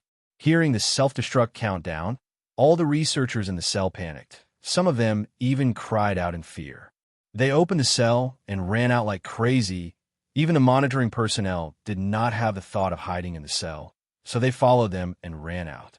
If the entire base were to self-destruct as long as one was in the base, hiding anywhere would be a dead end. Only by leaving the base would there be a chance of survival. As for the database, all kinds of important scientific research materials in the database, they were abandoned without hesitation under the threat of death. However, when they arrived at the elevator, they realized that the elevator had been destroyed. They could not leave the place at all. At this moment, despair spread in the hearts of all the researchers in the base. One by one, they laid on the metal wall outside the elevator, knowing what they were going to face next. At this time, number 1 had already walked out of the giant rock door. He turned his head to look at the giant rock, then retreated a distance, but he did not leave. Instead, he stared at the giant rock door and waited. The order he received was to destroy the entire human experiment base, so naturally, he would not allow anyone to escape. As time passed, a muffled sound was heard, and the ground shook violently. The ground above the laboratory began to collapse, including the giant rock that was disguised as the door. Everything fell into the collapsed pit. Everything inside the base was destroyed in the explosion, whether it was the data, the researchers, or even the battered experimental subjects. Looking at the sunken giant pit, number 1's expression was indifferent. He turned around and left with the broken page. Chapter 261. Inside the battle artifact space. At this moment, Lu Wu and Bei Li were staring intently at the paper floating in the air. Emperor's Mirror, broken page. A collection of spiritual cultivation into one's body written by the ancient emperor using the power of the laws of heaven and earth. Item details. Sanctification part, broken. Lu Wu and Bei Li were stunned when they saw the information on the page. They had always thought that the Jieta Corporation had only found an ordinary ancient cultivation book. They never expected that the Jieta Corporation had obtained a supreme cultivation method like the Emperor's Mirror. Hiss! Lu Wu and Bei Li, one adult and one child, gasped at the same time. What kind of existence was the Emperor? He was more powerful than the emperors of the heaven realm and the underworld. He was once the strongest in the 3 realms. How could their cultivation manuals be ordinary? What a waste. They actually used such a supreme codex for human spiritual energy recovery experiments. Bailey murmured as she looked at the broken page. Good stuff. Lu Wu couldn't help but exclaim. Wu, the Jitta Corporation might have gotten hold of the entire Emperor's Mirror and placed it in different laboratories, Bailey said with a serious face. Snatch it. Lu Wu immediately expressed his thoughts. It would be a great waste to leave such a treasure in the Jieta Corporation's human experiments. Lu Wu felt that it was better to keep it with him. What do you plan to do? Don't we have number 1 here? Let's strengthen him and let him snatch it for us. Number 1's body is already unstable due to his force cultivation. If we strengthen and modify him, his lifespan will be greatly shortened. Unless we imprint his soul into the artifact, he might not live more than a year. Moreover, he is different from the players who slowly adapt to the realm increase. If we directly inject soul power to increase the realm, his soul might not be able to withstand it. Bailey reminded as she glanced at number 1 who was standing at the side. Then let's imprint his soul into the artifact first. Then, let's find the inheritance of physical cultivation in the spirit summoning palace and increase his strength to the limit of his soul, Lu Wu said after some thought. Are you planning to modify him into a secret weapon in the real world? Bailey asked curiously. There are many things that are inconvenient to do in real life. With him around, it's perfect. Bailey nodded immediately and put on a white robe. At the same time, the surrounding soul power gathered and lifted number 1 into the air. Then, Bailey condensed a pair of frameless glasses and put them on, looking very professional. Good luck then, I'll go cook. Lu Wu gave Bei Li a look of encouragement. Bailey returned a solemn look. Make more. I have a good appetite today. Lu Wu wanted to say, "You're making it sound like you don't have a good appetite," but he stopped himself after some thought. His figure slowly faded out of the artifact space. Land of the Nine Luminaries, His Excellency Xian Tian Pavilion. 9 ferocious-looking figures, each 3 meters tall, sat in a circle in the main hall. The table in front of each of them was filled with all kinds of spiritual materials, meat, and wine. Big brother, the situation in the underworld is a little turbulent now. This seems to be a bad sign, a relatively thin man said to His Excellency Xing Yao, who was sitting in the main seat. It's none of our business. As long as it's not a war between the fairies and the underworld, no matter how big the fire is, it won't affect us. Xing Yao finished the wine in his cup and said nonchalantly, His Excellency Sangshu failed to defy the heavens, and the patriarch of Beiki killed a god for the source of God. Maybe those guys in the sky will declare war on us. Ninth brother, don't jinx it. If a war really breaks out, we'll only be cannon fodder even if we control a big region. After all, this is a war between gods. Xing Yao couldn't help but scold his 8th brother, Hui Yao, who was still making sarcastic remarks. Hui Yao became listless when he heard that and looked at the food on the table. Big brother, there's something I need to tell you. Jin Yao, who was sitting at the side, swallowed the meat in his mouth and turned to look at Xing Yao. The 9 brothers of the Land of the Nine Luminaries are ranked as follows: Xing, Yu, Ri, Chun, Jin, Mu, Water, Fire, and Earth. The Earth-breaking clan that was blocking our way to Beiki seems to have disappeared.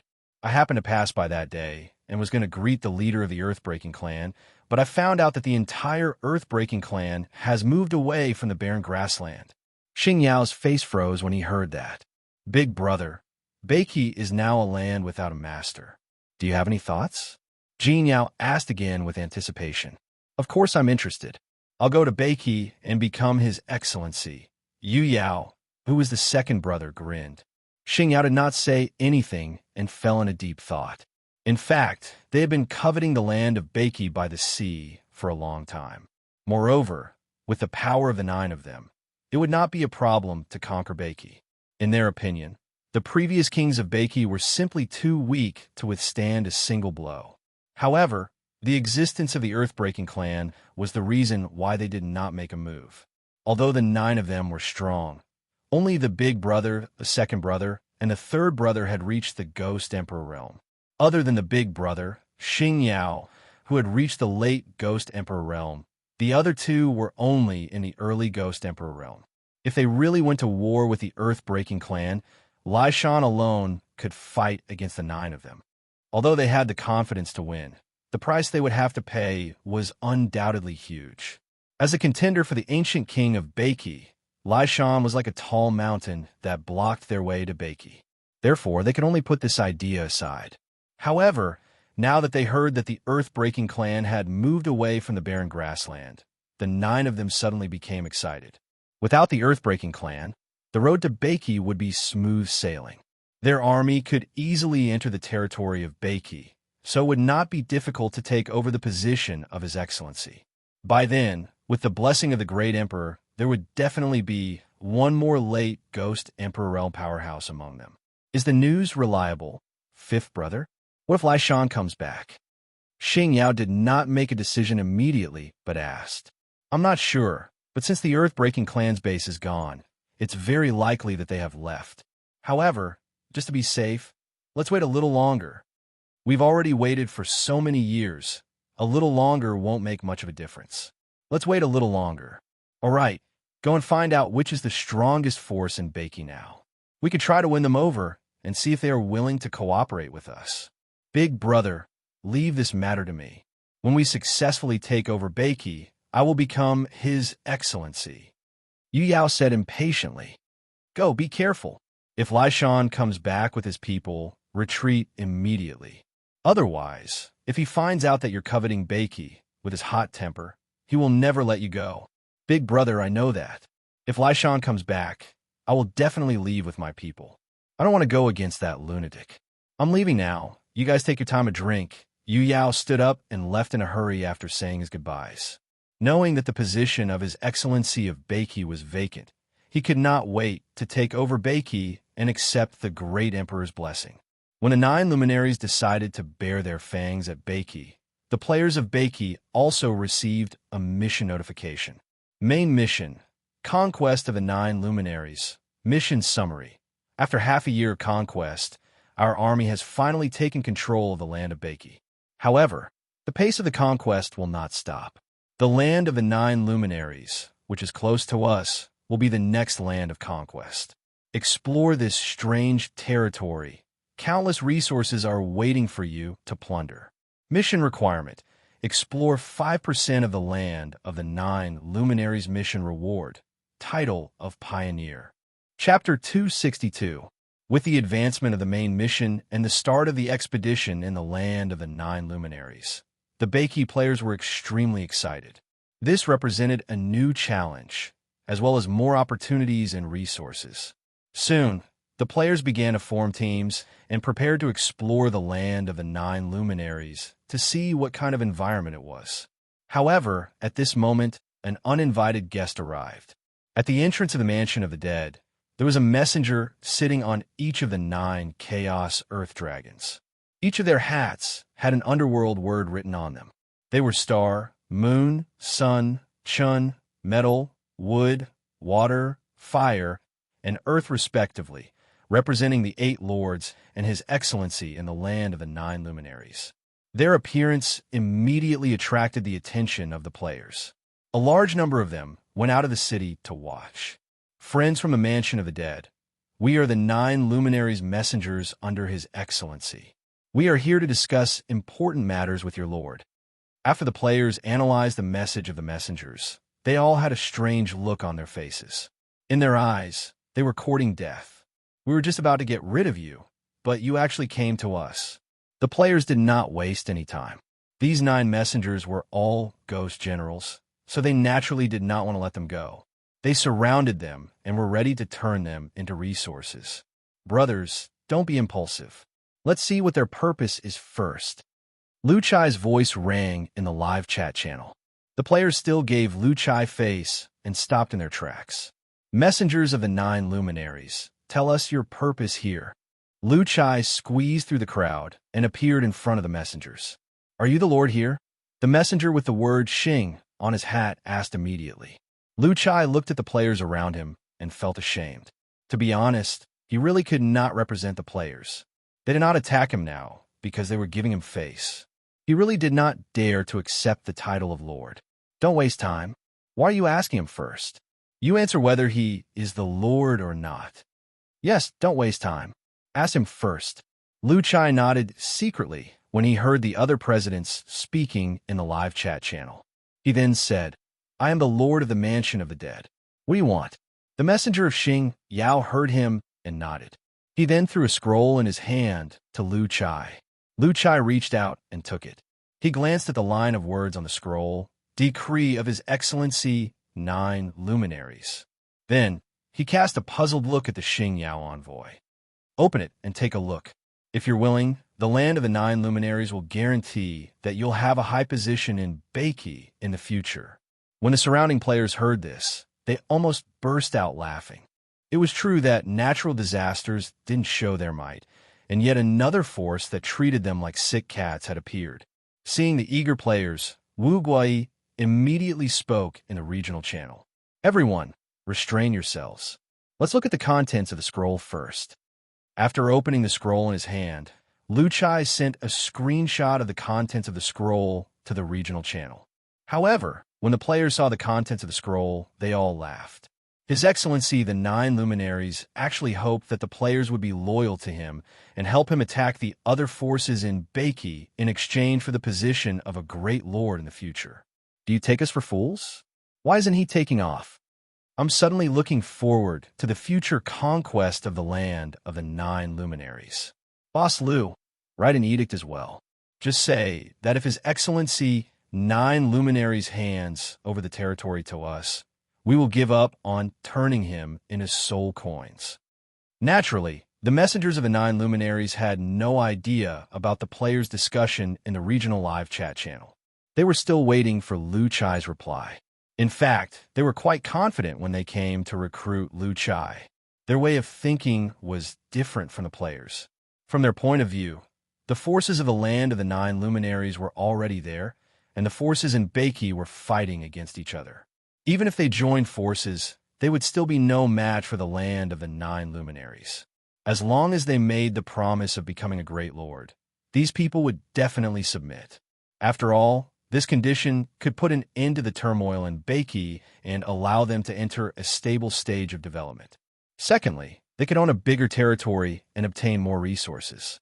Moreover, His Excellency Xing Yao had clearly written in the edict that he was willing to provide military support. With so many benefits, an ordinary lord would definitely agree to it, because it was a good opportunity to rely on the power of the land of the 9 luminaries to develop their own forces. Unfortunately, the ones they recruited were the players. How could the players fall for this trick? They were all ready to beat up the 9 messengers to vent their anger. Lu Chai's face was also unfriendly. Beiki was already the players' territory, but His Excellency Xing Yao had already extended his hands into their territory before they even came knocking on their door. It was simply intolerable. Guild leader Lu Wait, the official commentator, said that the strength of the land of the 9 luminaries is stronger than ours. Don't worry, let's try to trick him again. Hearing this, Lu Chai frowned. However, when he saw that the person who spoke was Yin Xiaoqi, he couldn't help but be stunned. Yin Xiaoqi was now considered very famous among the players. He had made 2 plans to turn the situation around for the European server players. Therefore, Lu Chai had a deep impression of him. Hence, he chose to accept Yin Xiaoqi's suggestion. How about this, Guild Leader Lu? I'll say something and you say something. Let's get to the bottom of the situation first. All right, I'll listen to you first. Lu Chai nodded. Lord of the Mansion of the Dead, I hope you will consider this seriously. Beiki is not only under your control. We chose you because we trust you. Don't let us down. Hearing this, the players started to discuss among themselves. To them, the threat of the 9 luminaries' messengers was nothing. In the land of Beiki, the Rock Ghost King and the Hydra King were actually on the same side as them. This could be seen from the battle with the Sea King.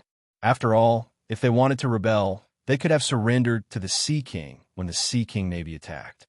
Messengers of the 9 luminaries, the Imperial Edict states that you are willing to provide military support. When will your army arrive? Lu Chai asked according to Yin Xiaoqi's words. Hearing this, the Xingyao messenger's face froze. To be honest, he couldn't guarantee when the military support would arrive. After all, at this stage, whether the Earth-breaking clan would return was still a question. They dared not send their troops rashly. After a moment of silence, the Xingyao messenger spoke again. As long as you agree to send troops to attack other forces, our military forces will arrive soon. Messenger, perhaps you don't know this. Although we occupy the Mansion of the Dead and have the largest force in Beiki, we have become extremely short of resources after several expeditions recently. If your military forces can't keep up, how are you going to start this war? As long as you start the war, we will provide you with resources. As for the military forces, we will catch up as soon as possible. Slap. At this moment, Lu Chai slapped his thigh. Messenger, you should have said so earlier. As long as there are resources, my clan is naturally willing to be the vanguard of His Excellency 9 luminaries. I agree to this condition. Hearing this, the Xingyao messenger frowned. War was not child's play. Therefore, when he saw Lu Chai agreeing so readily, he felt that something was wrong. Thinking about the resources that Lu Chai mentioned, he suddenly had a guess. Is the Lord of the Mansion of the Dead trying to cheat the land of the 9 luminaries of their resources and then not doing anything after receiving them? As soon as this thought popped up in his mind, he saw Lu Chai speaking confidently. Since His Excellency 9 luminaries is so sincere, then we shall prepare for war against the Rock Ghost King. We shall use this war to express our sincerity. Hearing this, the 9 messengers were stunned. Isn't this too straightforward? Are they going to start the war already? Chapter 263. Looking at the 9 messengers who were stunned, Lu Chai smiled indifferently. Since I've agreed, I naturally have to show my sincerity. I'll declare war on the Rock Ghost King. Are you all interested in watching this battle? The 9 messengers obviously cannot keep up with Lu Chai's pace. After a moment of silence, they nodded subconsciously. Soon, all the Beiki players began to prepare for war. A large number of people gathered outside the city. About 2 hours later, the huge army of players was assembled and advanced toward the North Rocks. The messengers of the 9 luminaries were dumbfounded. Lu Chai's declaration of war was too hasty, to the point that they were not confident. Hence, they immediately followed the army of players toward the North Rocks. They wanted to see if the battle was real or just a feint. Meanwhile, in the live chat channel, in Xiaoqi, Boss Lu, did you get someone to inform the Rock Ghost King? Did he agree? Lu Chai, he agreed. The Rock Ghost King said that he'll put on a show and try his best to cooperate. He wants 20% of the resources sent by the 9 luminaries. Yishui haha, Sister In Xiaoqi is awesome. Another big trap. Guyu, brilliant. If we play with this plan, we'll admit defeat if we don't make them shut up. Wu Guoi, interesting. Don't be too ruthless when the time comes. It doesn't matter if we die or get injured. Just leave some resources for the Rock Ghost King. Don't go overboard. After more than 2 hours of marching, the players finally arrived at the dense forest of the North Rocks. However, they did not stop moving forward and pushed straight into the North Rocks. When the army of players appeared at the periphery of the Rock Ghost King's territory, countless tree demons and enchanted trees appeared in front of them. At the same time, 5 giant trees flew from afar and smashed into the periphery of the Rock Ghost King's territory. They looked at the army of players from afar. Player Clan, why are you invading the North Rocks? The Rock Ghost King scolded angrily. Rock Ghost King, hand over your territory and surrender. Otherwise, we'll take your life and take over your North Rocks.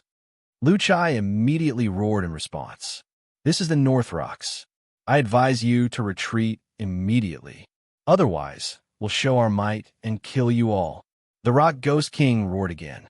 Looking at Lu Chai and the Rock Ghost King's harsh words, the messengers of the 9 luminaries were dumbfounded. In the land of the 9 luminaries, wars usually started immediately. But what's with the pre-war shouting? Is it a warm-up? All right, you bastard Rock Ghost King. Since you don't want to surrender, then go to hell. Kill him. Stubborn fool. My North Rocks isn't something you can obtain. Children, kill with me. At this moment, Lu Chai and the Rock Ghost King roared at the same time, and the army immediately rushed forward. Seeing this scene, the 9 emissaries' expressions froze, and they began to observe the battle situation. The 2 armies collided, and the slaughter began. During the battle, the players went easy and started to show off their acting skills. In this battle, the players had to let the 9 luminaries' envoys see that they were fighting with all their might. But at the same time, they had to die inadvertently during the battle. Although it was very difficult, the players still tried their best to perform. However, the battle looked very intense from afar. The envoys of the 9 luminaries were dumbfounded by the battle. Was this for real? What happened to feigning an attack to show his sincerity? The envoys of the 9 luminaries were so shocked that they were speechless as they looked at the players who had died. Kill! The battle between the 2 armies became more and more intense as the battle roared. The Rock Ghost King was having a great time killing the players in this battle. After all, the players were just feigning an attack, and he would not lose many soldiers. Moreover, after this battle, he could get 20% of the resources, which was really great. He could sell these resources to the players in the shop in exchange for soul coins, which he could then use to exchange for soul power. He might even have a chance to break through to the later stage of the Ghost King. All of you die. Following the Rock Ghost King's roar, the vines in the wood domain danced wildly and killed a large number of players. Previously, he had been bullied by the players, but at this moment, the Rock Ghost King was extremely happy and he killed even more vigorously. After all, he might not have such an opportunity to slaughter the players again. Seeing a large number of players being strangled by the Rock Ghost King, the 9 luminaries' envoys turned to look at Lu Chai, who had retreated to their side. Lord of the Mansion of the Dead, don't you feel bad? Of course I do, but this is our sincerity. Don't be fooled by my casual promise. My clan is straightforward, and a promise is a promise. Besides, look, many of our warriors don't even have a decent piece of equipment. Although we have a great advantage in terms of numbers, but sigh. Looking at the large number of dead players, the corner of the Xingyao envoy's mouth twitched. Lord of the Mansion of the Dead, why don't you withdraw your troops and wait for our resources to arrive before sending your troops? That won't do. Since we're fighting, we must fight with vigor. Lu Chai immediately rejected and then shouted forward. Boys, kill. That's the Rock Ghost King. Kill him for me. Looking at the large number of dead players, the 9 luminaries' envoys felt distressed and could not help but speak again. Lord of the Mansion of the Dead, stop fighting. You're losing your troops for nothing. How about this? We'll send the resources as soon as possible, and then you can start the battle. By then, you'll definitely be able to take down the Rock Ghost King. Don't be impulsive now. No, we must fight with vigor. Looking at the stubborn Lu Chai, the 9 envoys leaped down from the back of the Chaos Earth Dragon and came to Lu Chai's side to persuade him earnestly. At this moment, they already believed that Lu Chai was sincere in seeking refuge. Since he had already sought refuge, these dying soldiers would be the subordinates of His Excellency Yu Yao, who would come to take over Beiki in the future. Their hearts ached when they saw the deaths. Seeing that Lu Chai was still determined, the 9 envoys immediately promised that they would send the resources within 3 days. They only hoped that Lu Chai could suppress his anger and bear it for 3 days. Under their constant persuasion, Lu Chai finally let out a long sigh. To be honest, with my fiery temper, it's either them or us who will die in this battle. But since I've already pledged my allegiance to you, I still have to listen to the words of the lords and give them face, right? Upon hearing this, the 9 envoys nodded quickly with a look that said they agreed with him. In that case, I'll give you face and end this battle like this. But in the next battle, I'll have to fight them to the death. There was another hidden meaning in Lu Chai's words, which was that if the resources sent were not enough and they still couldn't defeat the Rock Ghost King, then such a useful vanguard of the Mansion of the Dead would be gone. The 9 luminaries' envoys nodded in unison again and looked at Lu Chai with gratitude. From their point of view, Lu Chai's decision was really giving them face. At this moment, they had absolute trust in Lu Chai. They felt that he was an honest and straightforward lord who was easy to control. Chapter 264. Lu Chai agreed to withdraw his troops reluctantly, but the 9 messengers were grateful, feeling that it was Lu Chai's respect for them. When the army of the player clan retreated, the Rock Ghost King's acting skills were on full display. He roared furiously and began to command his army of tree demons to chase after the player clan. Once again, the army of the player clan suffered heavy casualties. The 9 messengers were heartbroken to see this. When they returned to the Mansion of the Dead, the players pretended to be exhausted, lying on the ground to rest. Messengers, you've seen the strength of our clan. We are absolutely reliable in battle and are not afraid of death. Unfortunately, our equipment and resources can't keep up. Sigh. Lu Chai sighed as he spoke. Lord of the Mansion of the Dead, don't worry. We've seen your sincerity. We'll go back and report to His Excellency and the other lords to convey your message. By then, resources and weapons will be provided in time. Great. When your resources arrive, we'll start a war with other forces. At this moment, both the messengers and the players were very happy. The messengers were happy that they had easily recruited the biggest force in the Mansion of the Dead at this stage, paving the way for Lord Yu Yao and Beiki. It could be said that they did not need to waste a single soldier. On the other hand, the players were happy that another fool had taken the bait and was now obediently giving them resources. After another round of discussion, both sides burst into laughter, looking like the guests were enjoying themselves. After the discussion ended and the messengers left, the players stood up in high spirits and could not help but laugh. Forum, Crayon_Shinchan. My acting skills were off the charts today. The F** King Tree Demon did not tie me up. Fortunately, I was quick-witted. I took 2 steps forward and bumped into his vines, allowing him to strangle me to death. So, can I have more drumsticks from the director? Laughing emoji, Shuali_the_strongest. You guys won't believe it. I wandered around the ancient tree demon for a long time and winked at it, but it did not hit me. I was so angry that I stabbed it in the back. Now it finally noticed me and crushed me to death. Laughing emoji, watermelon underscore taro. It's so hard to die. There are too many players. I feel like the little tree demons can't kill all of them. Laughing emoji, assassin underscore creed. I was going to take the opportunity to scrape some powder off the rock ghost king, but I was killed the moment I got close. I'm so angry. It's such a rare opportunity. Little Tree Rock replied to Assassin's Creed. You wicked bastard, Tongwa's face. JPG, Fated Tongwa replied to the Little Tree Rock. I advise you to be kind and delete this picture, Cha-Na's overhead view. JPG, Roasted Jade Rabbit hugging Chong, yeah, it's so fun. At that time, the little tree demon in front of me seemed to be tired of killing. Its branches and leaves were all trembling. It looks so weak and cute. I want to catch it and raise it. Laughing emoji. Crayon underscore Shinchan replied to, holding Chong, you roasting jade rabbit. Are you going to catch it and raise it up, chop it up, and sell it as spiritual materials? You're very creative.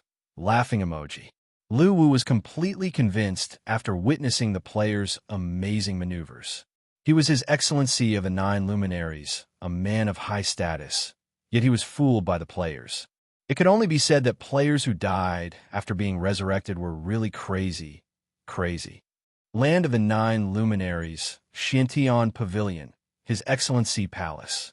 His Excellency Xing Yao sat at the head of the table, while the other 8 brothers sat on his left and right respectively. In the middle stood the 9 ambassadors who had just returned from Beiki. Listening to the narration of the ambassadors, the 9 Luminaries brothers were astonished. If it weren't for the fact that these ambassadors were personally trained and trained by them, they would have thought that these 9 guys were talking nonsense. In their opinion, anyone who could become the lord of a region in Beiki must be a smart guy. Their original plan was that if these conditions couldn't buy the hearts of the people, they would promise some future benefits to make them work for them willingly. However, the outcome was far beyond their imagination. Not only did they come to an agreement, they even sent their troops to attack the other forces. The process of the 9 messengers' narration left them stunned. Your Majesty, the clan that occupies the Mansion of the Dead is very straightforward and honest. Everything I said is true. The leader of the Xing Yao ambassadors spoke again. Your Majesty, I can guarantee this. Although they acted impulsively, it wasn't just for show. We really saw their clansmen fighting against the Rock Ghost King's army. Moreover, many of their clansmen were killed or injured in this battle. There really are such hotheads. Haha, I believe you. Yu Yao, who was sitting below, said with a smile. I believe you too. After all, the underworld is huge and full of strange things. It's normal to have a unique character. Moreover, didn't the ambassadors say that the key reason why they occupy the Mansion of the Dead and become the strongest force in Beiki is that they have a large number of clansmen? This can be easily explained. Ri Yao, who was sitting beside Yu Yao, also expressed his opinion. It's better to be careful.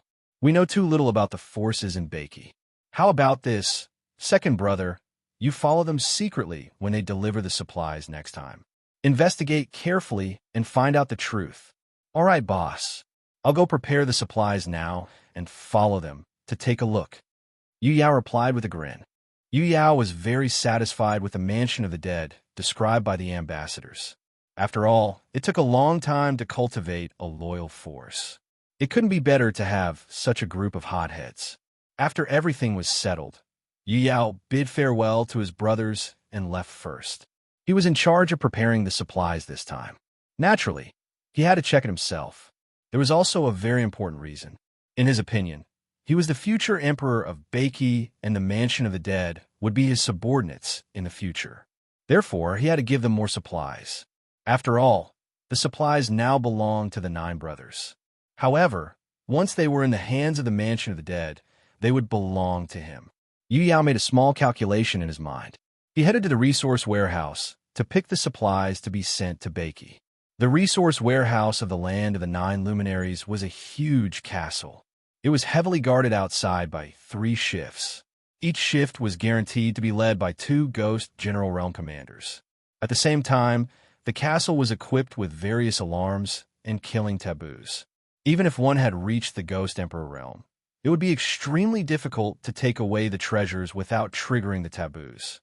However, as the ruler of the land of the 9 luminaries, no one would stop Yu Yao from entering the castle. When he arrived at the entrance of the castle, Yu Yao cut his finger and pressed it on the bloodline detector at the entrance of the castle. This was only the first taboos at the entrance of the resource fortress. After passing through 9 taboos in a row, Yu Yao finally entered the resource warehouse. Fluorescent lights were flashing all over the floor. The entire resource warehouse was filled with the rich fragrance of spiritual medicine.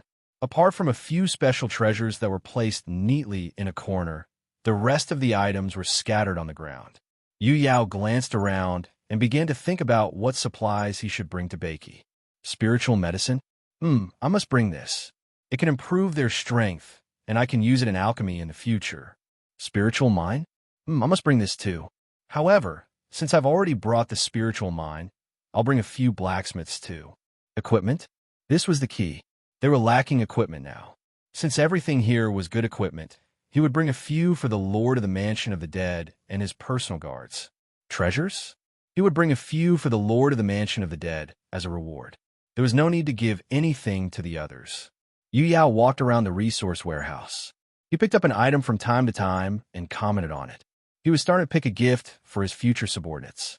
Chapter 265. After all the supplies were prepared, Yu Yao immediately dispatched his subordinates to form a supply escort team of 100 people. It wasn't that he didn't want to bring more people. The main reason was that the earth-breaking clan from the barren grassland could come back at any time. He was afraid that it would be difficult to explain if he brought too many people with him. After all, with Lai Shan's personality, he would definitely beat him half to death if he knew that he was trying to take over Beiki. Moreover, the road to the Mansion of the Dead was extremely safe. After all, no one in the land of the 9 luminaries would dare to rob him. Moreover, the burial ground in front of the Mansion of the Dead had long been destroyed, so there were no other forces present. However, this was the first batch of resources that he had sent out. Yu Yao planned to hide in the dark and observe for a while before deciding on the subsequent amount of resources. After everything was ready, Yu Yao set off with the supply team.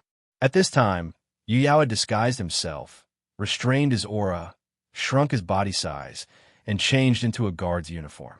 His purpose was to not attract attention. A day and a half later, the supply team, led by Messenger Yu Yao, arrived at the Mansion of the Dead from Beiki's direction. The players were already familiar with the identity of Yu Yao's messengers. Naturally, they did not stop them and allowed them to enter the Mansion of the Dead. Lu Chai and the others, who had received the news, were already ready. They greeted them warmly the moment they entered the city. Lord of the Mansion of the Dead, I'm glad that I didn't disappoint you. I've delivered the promised resources. Messenger Yu Yao leaped off the back of the chaotic earth dragon and cupped his fists at Lu Chai. Haha, you're being too polite, Messenger. With your material support, the other forces are definitely no match for us. When the time comes, you can just come and take over Beiki, Lu Chai said with a smile. At this moment, Yu Yao, who was in the team, smirked when he heard Lu Chai's words. Apparently, he was very satisfied with Lu Chai's attitude. However, he still planned to investigate further. However, what he didn't know was that the surrounding players were using data analysis to scan everyone in the escort team. Soon, a picture was sent to the regional channel. Lu Xiaowei. Everyone, take a look and see who I found. Attached screenshot. Moonlight, early stage Ghost Emperor. Character details. One of the rulers of the land of the 9 luminaries, ranks second among the 9 luminaries brothers, and has a moon illumination army of 3 million soldiers under his command. Character status, disguise state, peak. Although Yu Yao's disguise was perfect and flawless, the players saw through his disguise right away as they had cheats on him. Ha ha ha, there's a hidden boss. Is he preparing to play the pig to eat the tiger? Laughing emoji. Everyone, don't expose yourselves. We'll let him disguise himself. Let's see who will be the first to be played with. Laughing emoji. Undercover? Spy? 007. Impersonator? Laughing emoji. This Yu Yao's second bro is definitely here to probe us. I'll cut to the chase. Director, give me an extra drumstick today. I'm going to show off my acting skills. Laughing emoji. After glancing at the chat in the regional channel, Lu Chai did not look at Yu Yao, who was in the escort team. Instead, he smiled and greeted Yu Yao's messenger.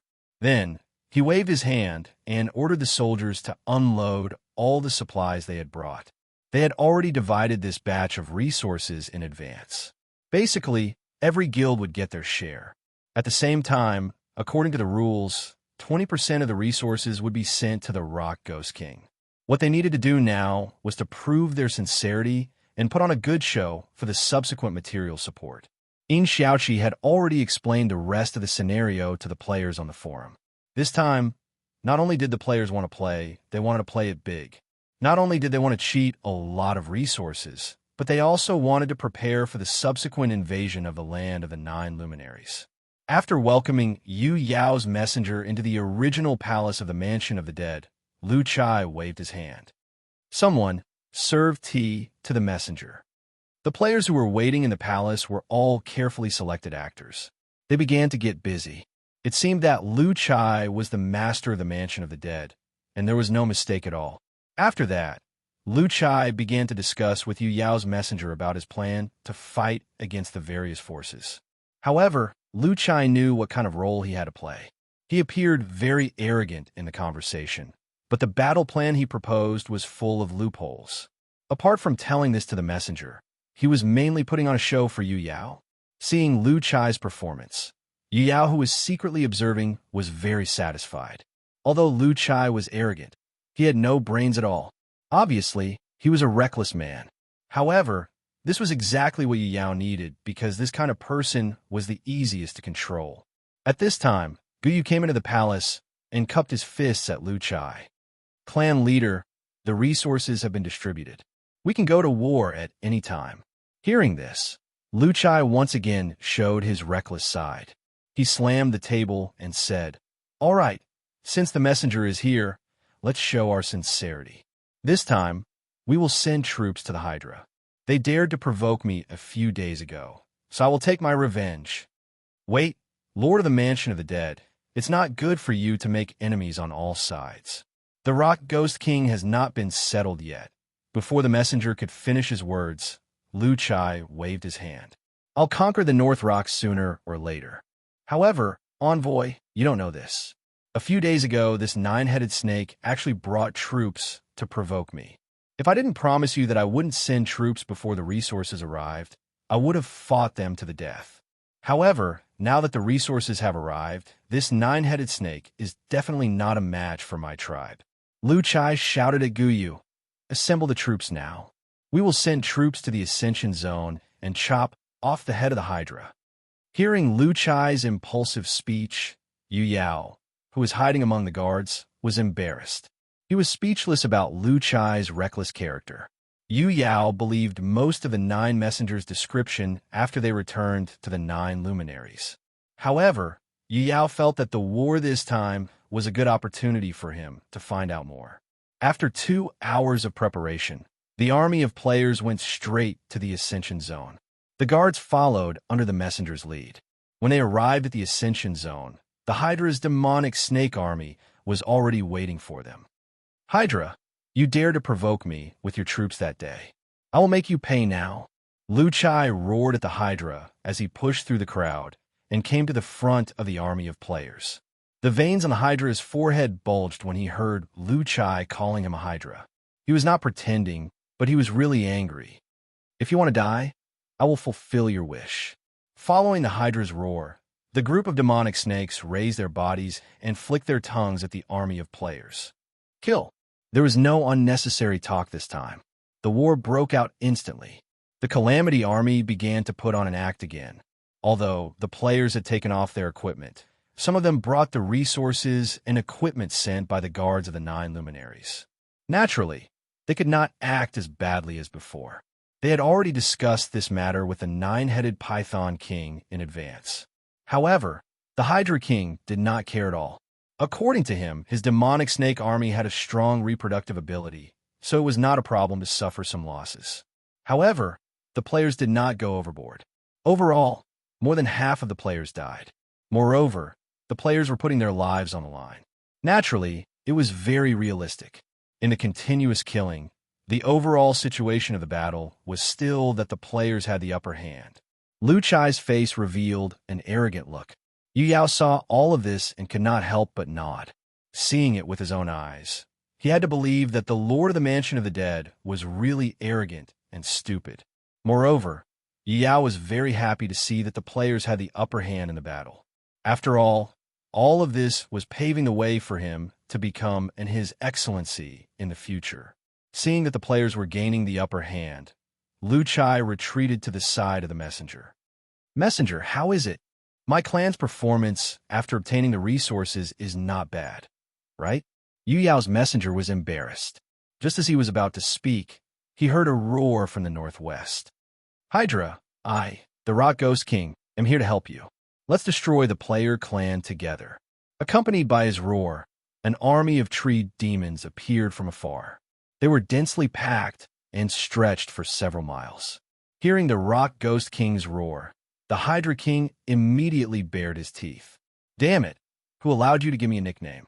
It's such an ugly one. Seeing the Rock Ghost King, Yu Yao's expression froze, and he turned to look at Lu Chai. However, Lu Chai did not panic at all. He pointed the long sword in his hand at the tree demon army. You came just in time. Warriors of my clan, let's destroy them together. Hearing this, Yu Yao wailed in his heart. Are you a F***ers, King Pig? It's obvious that we can't fight. Retreat, you pig. Chapter 266. My lord, as your ally, why would I lie to you?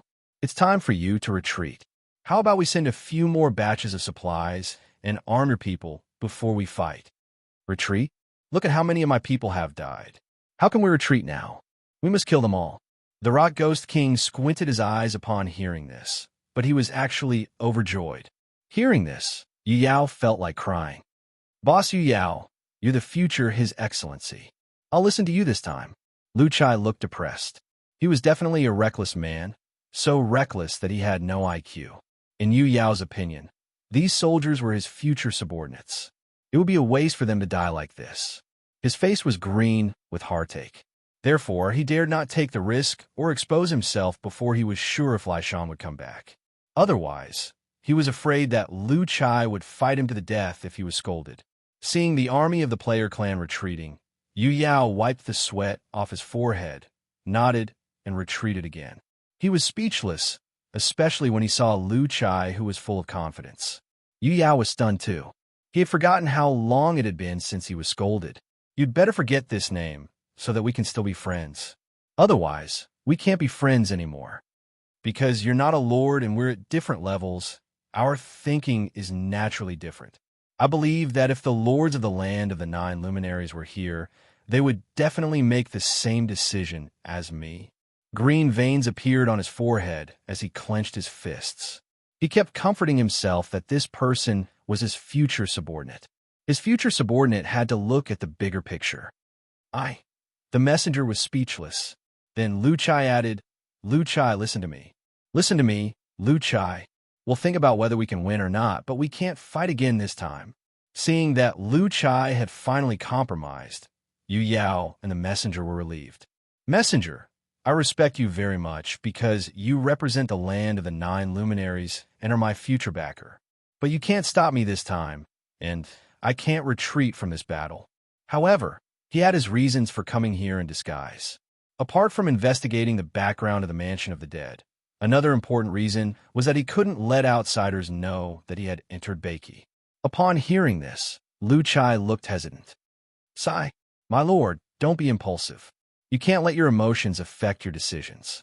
Now that the Rock is helping the Hydra, we should retreat for the time being and wait for an opportunity. Shut up. I am Lord Yu Yao of the land of the 9 luminaries. At this moment, Yu Yao finally exploded. Brother 9 heads, how much of the resources did the players give you this time? The Rock Ghost King, who was about to call him a bald snake, immediately stopped himself. That's right. Lu Chai, quickly ask your people to retreat. We can't fight this battle anymore. Seeing Yu Yao's wink, the emissary understood and immediately pulled Lu Chai, who was about to rush forward to fight. Lu Chai's face was filled with anger when he heard that. Looking at Lu Chai, who was ready to charge into the battlefield, the messenger turned to look at Yu Yao, who was hiding among the guards with a long face. He felt that he was at his wit's end. Seeing this scene, Lu Chai's face was filled with horror. Under such circumstances, the player's advantage was instantly reduced to a disadvantage. Lore of the Underworld. I think, taking a deep breath to calm himself down, Yu Yao walked out of the crowd and came to Lu Chai's side. 15%. What about you? The Hydra King asked curiously. Therefore, the players began to show off their acting skills again, and various ways of dying emerged one after another. Being attacked from both sides, the pressure on the players increased tremendously. At this moment, the players deserved to die.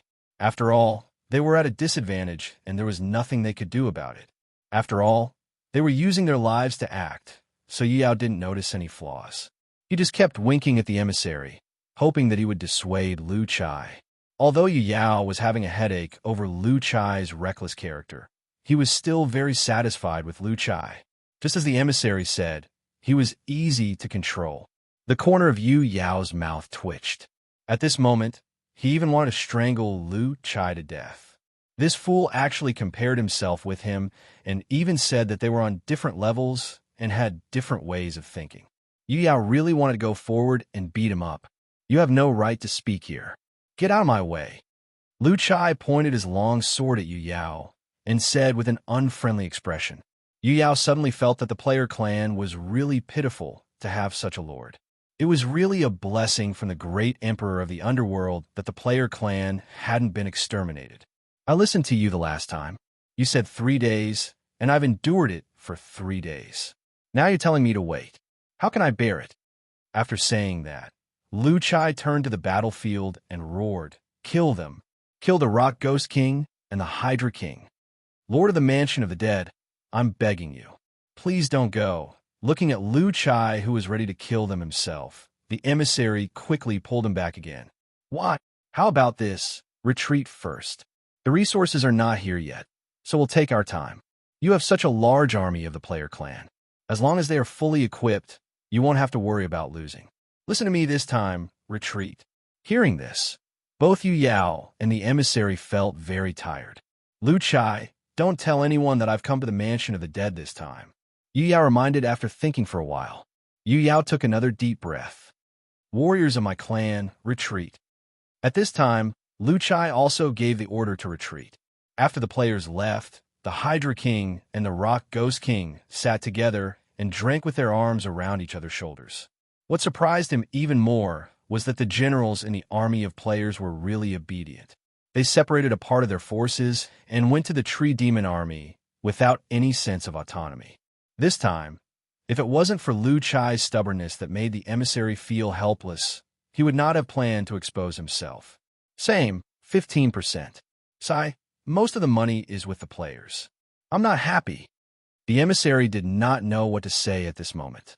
Usually, he felt that he was very eloquent, but when he met Lu Chai, who was so stubborn, he was really at his wit's end. Don't ask, just don't tell anyone. It was a slip of the tongue. A slip of the tongue. Tell me how much you got first. Looking at the Tree Demon army coming from the side, Yu Yao was anxious. Then, his body began to grow taller, and the armor on the surface of his body broke, revealing Yu Yao's original appearance. Lord Yu Yao, since you're here, why don't you join the battle with me? Let's kill them all. It was not that Yu Yao did not want to personally deal with the Rock Ghost King and the Hydra King. Lu Chai, you can't fight this battle anymore. Listen to me. I'm the one who will take over Beiki in the future. Aren't you loyal to me? Why don't you listen to me now? No, I won't be happy if I don't kill these 2 old fellows, the Rock Ghost King and the Bald Snake. All right, you're the boss. You have the final say. Lu Chai scratched his head, revealing a simple and honest look. After all, Lai Shan was always a huge rock above his head. If Lai Shan knew that he had entered Beiki, he would never let him go. But we can win. Lu Chai looked reluctant. You what? I already said that you have no right to speak here. Who do you think you are, a guard? Lu Chai shouted angrily again. After witnessing Lu Chai's boorish character, Yu Yao felt that it was highly possible. The Hydra King almost flew into a rage when he heard the word bald. He looked at the Rock Ghost King with an unfriendly expression. My lord, listen to me. The current situation is very disadvantageous to us. We really can't fight this battle anymore. If we do, we'll definitely lose. We have to think about it carefully. Is he willing to sacrifice his entire tribe just to be happy? The Rock Ghost King nodded quickly. Are you really Lord Yu Yao? I told you to retreat, you pig. Yu Yao wanted to scold Lu Chai, but he held back after thinking about it. After all, this person was his future subordinate, so he should save some face. Chapter 267. After returning to the Mansion of the Dead, Yu Yao comforted the grumpy Lu Chai again before returning to the 9 luminaries with his guards to prepare for the next wave of material support. After returning to the land of the 9 luminaries, Yu Yao immediately found his 8 brothers and told them about his encounter in Beiki. Yu Yao's description was exactly the same as what the 9 messengers of the 9 luminaries said when they visited Beiki. If they still had doubts about the messengers' words, Yu Yao, who grew up with them, naturally believed in them. After understanding everything, the land of the 9 luminaries decided to fully support the rise of the Mansion of the Dead. After all, it was beneficial for them. They only needed to allocate some resources, and they could conquer Beiki without sacrificing a single soldier. To them, it was a good deal. Hence, the next few waves of resources were sent to the Mansion of the Dead. However, Yao did not participate in the last few waves of resources as it was risky for him to go to Beiki. After understanding the situation of the Mansion of the Dead, he trusted Lu Chai very much. Hence, he did not need to risk being discovered by Lai Shan. In the following days, the players had a great harvest. The continuous arrival of various resources from the land of the 9 luminaries made the players happy. Every guild's overall strength had improved significantly. However, the show was not over yet. They had to continue. After that, the players had a few more conflicts with the Rock Ghost King and the Hydra King. This made the messengers extremely satisfied as they thought that everything was going according to their plan. In their opinion, as the strength of the players increased, the Rock Ghost King and the Hydra King would be defeated sooner or later. Controlling Beiki was just a matter of time. During this period of time, the players could be said to be possessed by drama queens. They were either acting or on their way to act every day. They didn't have to fight monsters, but they were able to obtain resources. The continuous waves of support from the land of the 9 luminaries made them feel a little embarrassed. The players also began to improve their strength rapidly with the resources from the land of the 9 luminaries. There were a wide variety of resources that were delivered. Many players who lacked spiritual materials to change their class did so in batches with the help of the land of the 9 luminaries. Those who did not need spiritual materials would sell them in the trading house in exchange for soul coins and then purchase replacement equipment in the shop. However, this was only the first step in Yin Xiaoqi scenario. The players needed more than just resources. In the following 2 weeks, the war in Beiki continued.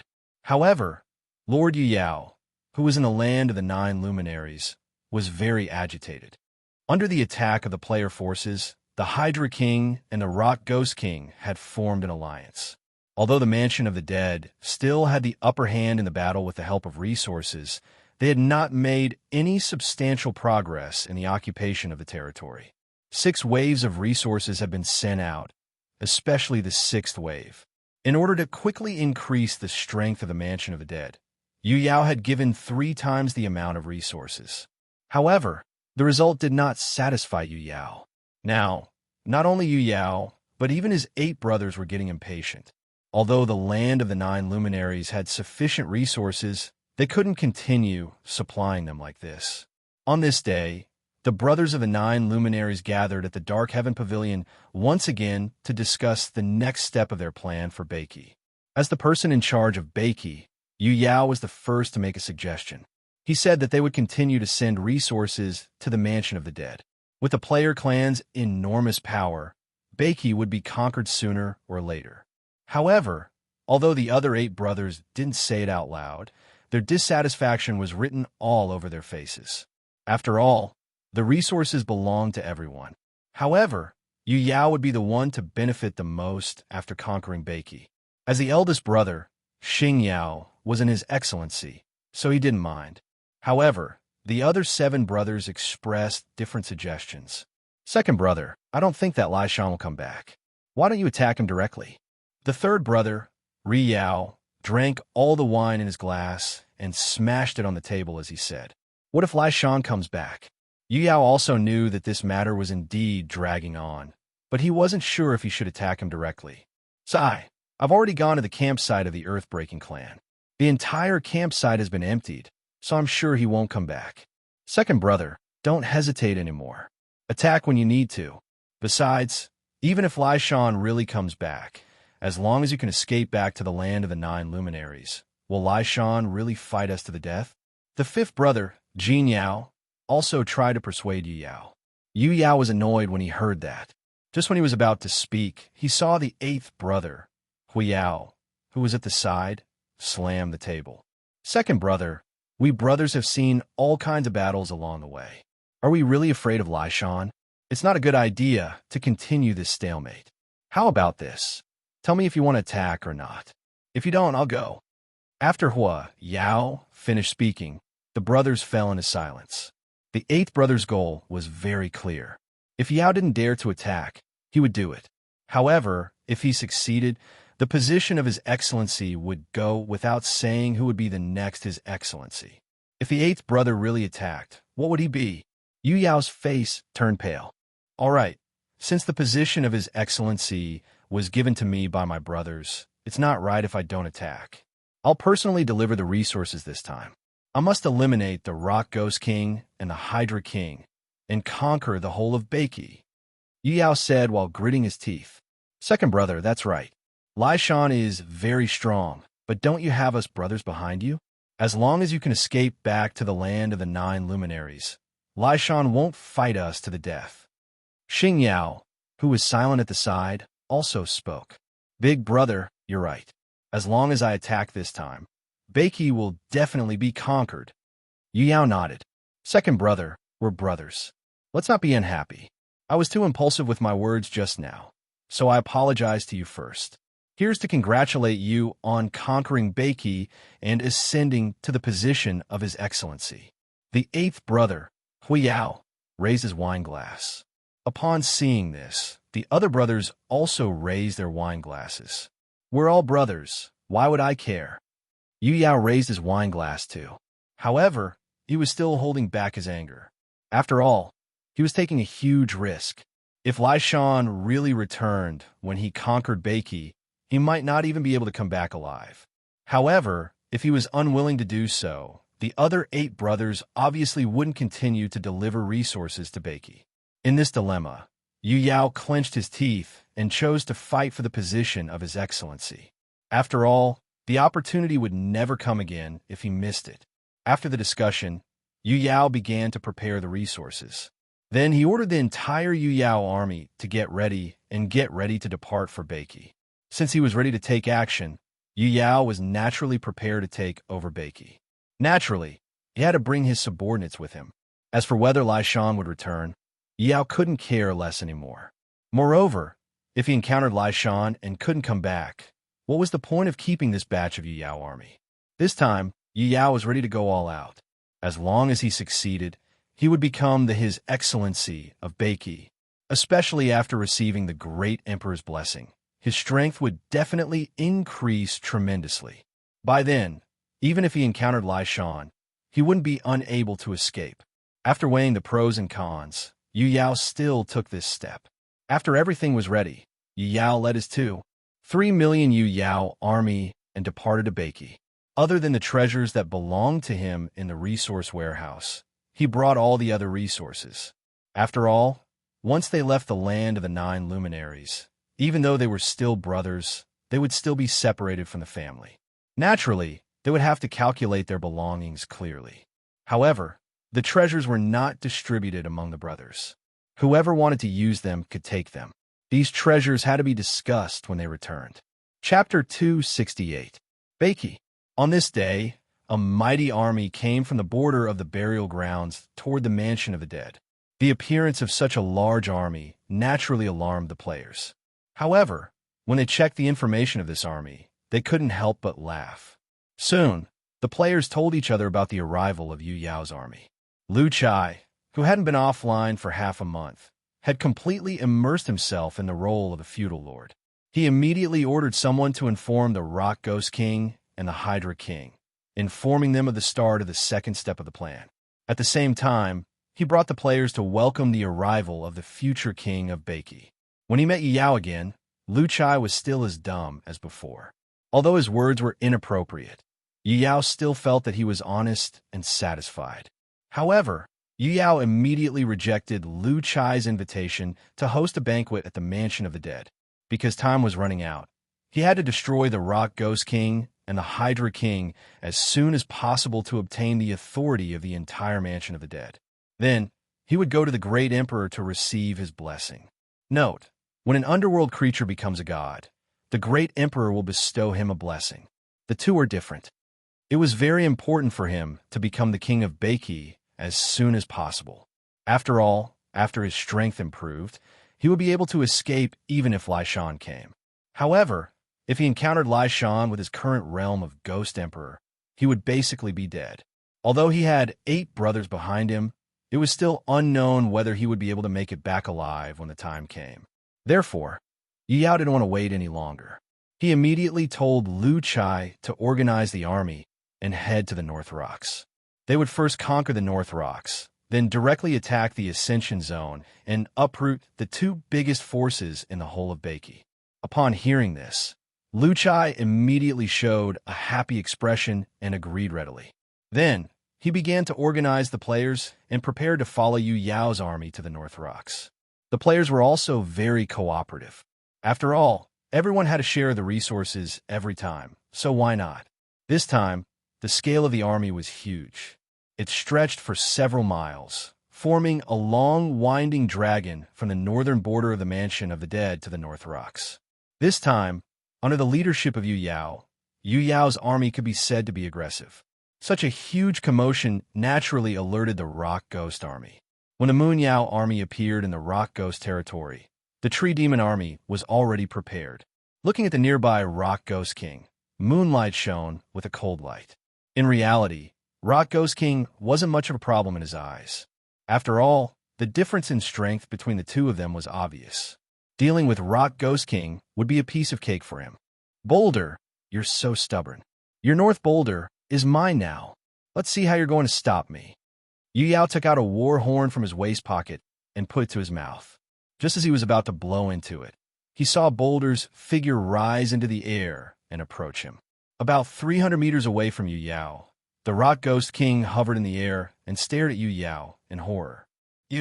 Are you great, Lord Yu Yao of the land of the 9 luminaries? Hearing this, Yu Yao's face was cold, but he still nodded. You have good eyes.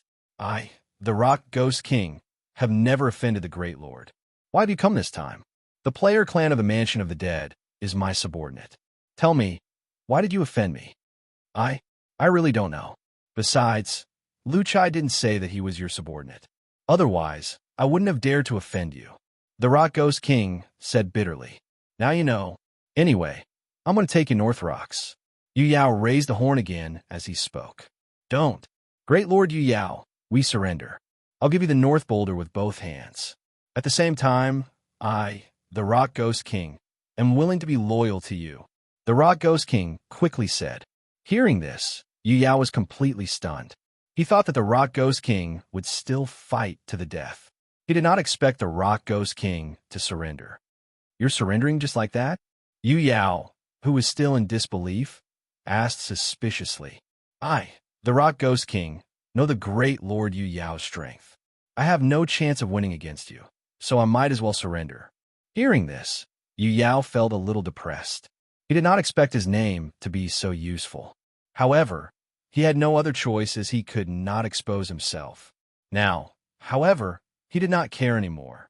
Nevertheless, he was glad that the Rock Ghost King had surrendered. It would be great if he could subdue the Rock Ghost King without fighting.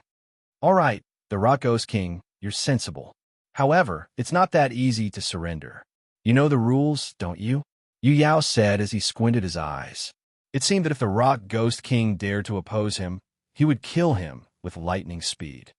Of course I know. Since I've pledged my loyalty to Great Lord Yu Yao, the soul oath is not a problem.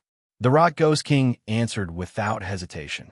In fact, the Rock Ghost King did not care at all. This was what Tonghua had told him. As long as they boarded this pirate ship made of vibranium, their souls would be bound by the artifact. Then, the soul oath was nothing to them. They could say it as many times as they wanted without worrying about anything. Moreover, they would not be bound by the 6 paths of reincarnation.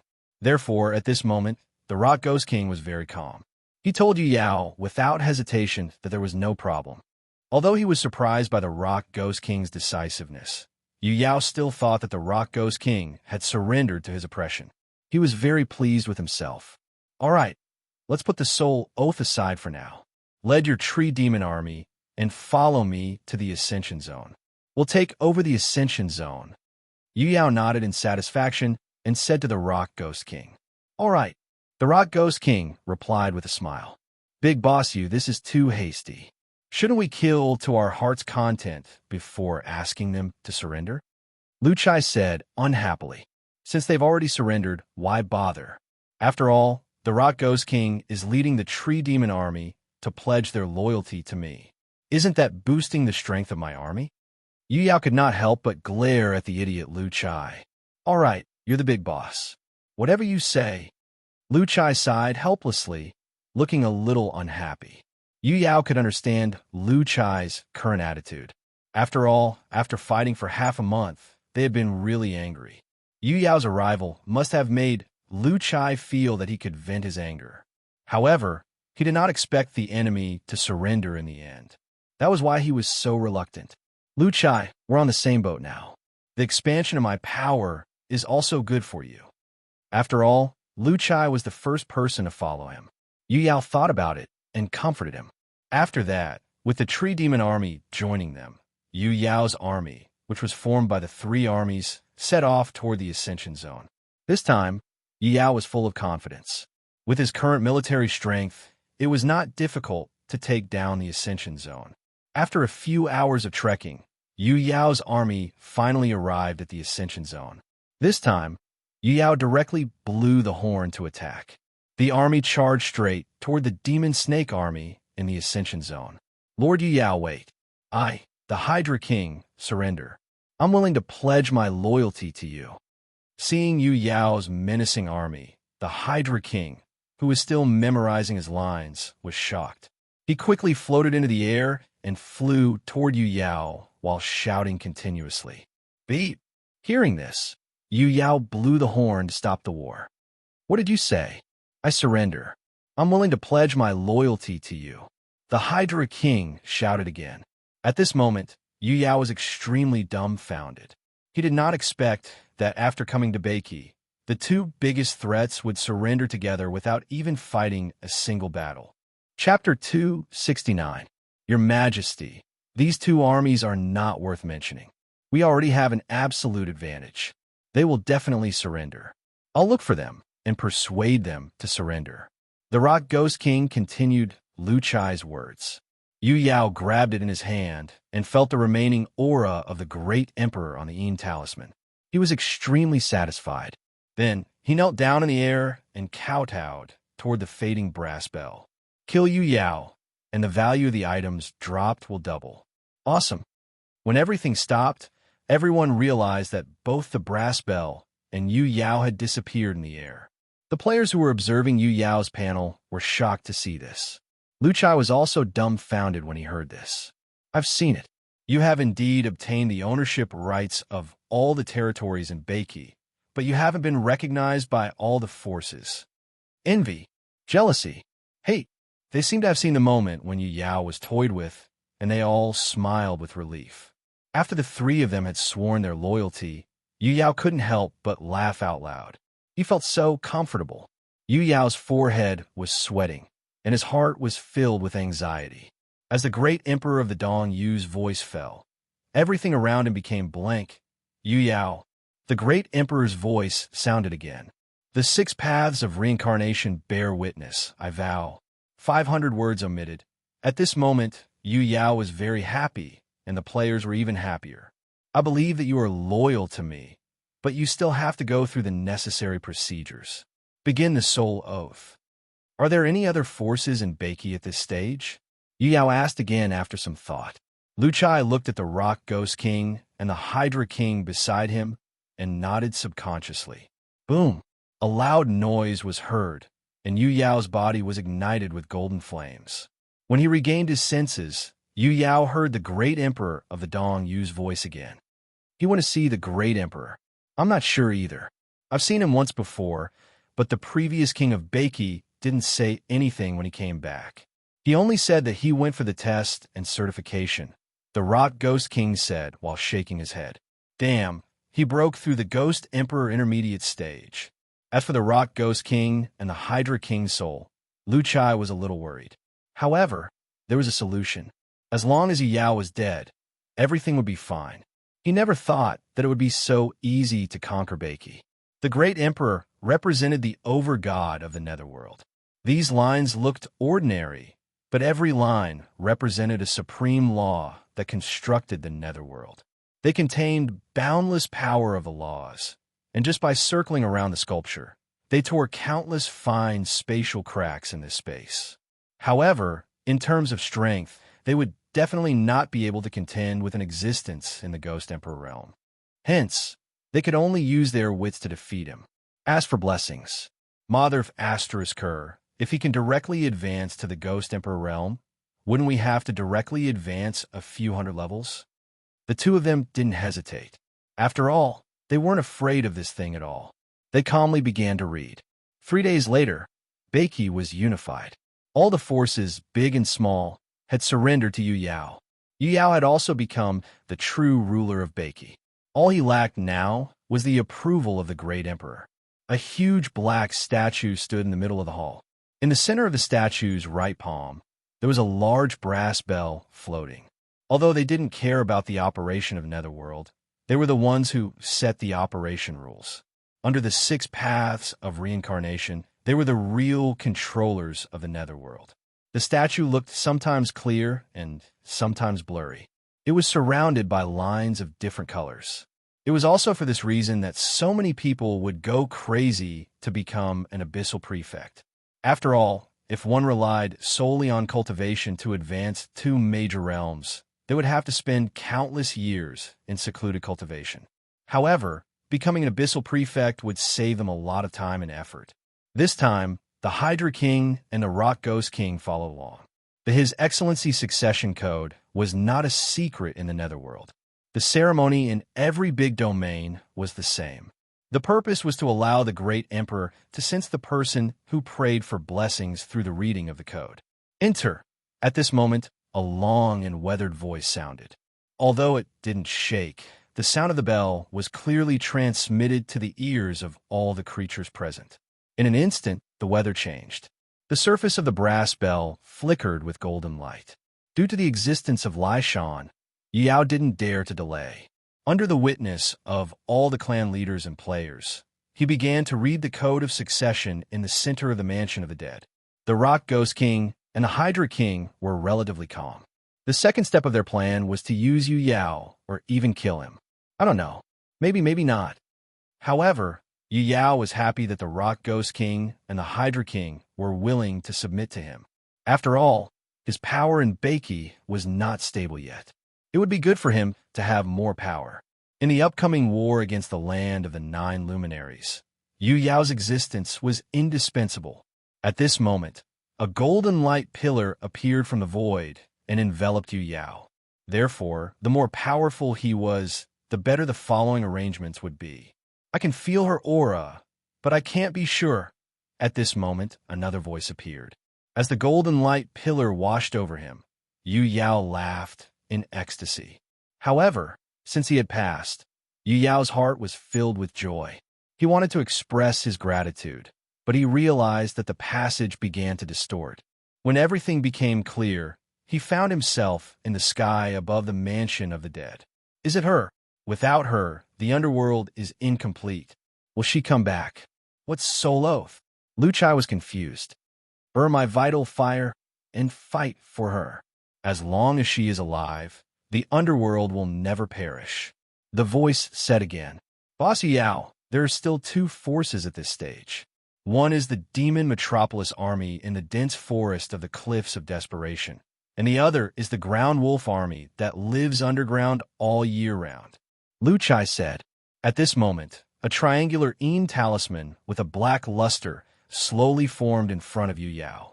Then, the two voices disappeared at the same time, and the 6 paths of reincarnation fell into silence again.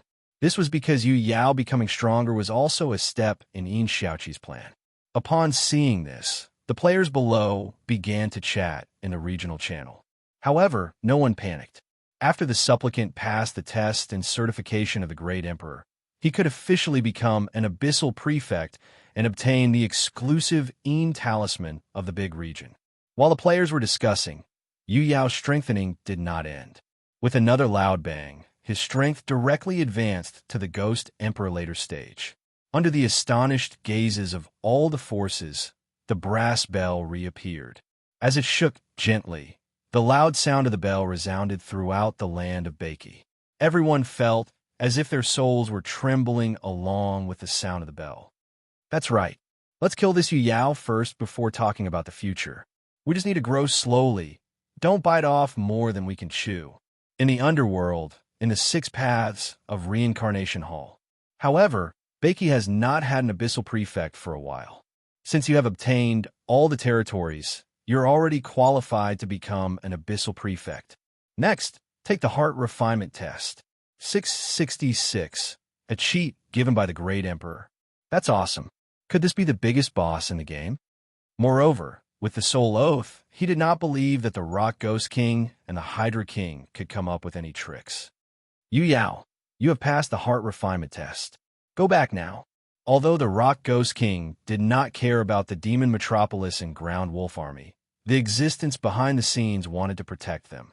He said that they would be his people in the future, so he naturally had to ensure their safety. Where did she go? Lu Chai could not help but ask curiously. They had experienced it once, and also learned from Lu Yin that the Great Emperor's blessing did not depend on the realm of one's strength. As long as one had not reached the godly state, he or she would advance by 2 realms. Lu Yin had also received the Great Emperor's blessing when he was at the bottleneck of the Ghost King intermediate stage and became a Ghost King peak. His strength was almost on par with the King of Beiki, who was half a step into the Ghost Emperor realm. Upon hearing this, Yu Yao's face was filled with surprise. His body immediately floated into the air and entered the brass bell. After bringing Yu Yao to the palace of His Excellency, Yu Yao dismissed his subordinates and said to Lu Chai and the others, from Lu Chai's point of view, he was a player. The so-called soul allegiance test here would not have any effect on him. Naturally, he had nothing to fear. Then, what he needed to do next was to receive the Great Emperor's blessing and become an abyssal prefect. Yu Yao was puzzled because he had forgotten everything that he had just experienced. After the golden light completely dissipated, Yu Yao felt as if he had been reborn. There was an infinite power brewing in his body, as if he could break the sky and split the earth with a casual punch. She's not here anymore. What should we do if those who have left return from the outside world? Hence, all the forces waited patiently. Who can tell me what realm the Great Emperor is in? Is it the next realm after the Ghost Emperor realm? I think the Great Emperor has yet to unlock the realm. We'll know when we're stronger. Don't worry, everyone. At this moment, Yu Yao's figure was shuttling through a colorful passage. Everything around him was distorted, and Yu Yao realized that his body was also shuttling and twisting constantly. As time passed, more than half of the contents of the codex were read out. Then, an illusory brass bell appeared in the void. Just follow the 2 of them and read it. Yu Yao did not doubt that Lu Chai did not understand the soul allegiance test. After all, Lu Chai had always been a fool in his eyes. No one spoke, but their voices echoed in the palace. Thank you for the Great Emperor's blessing.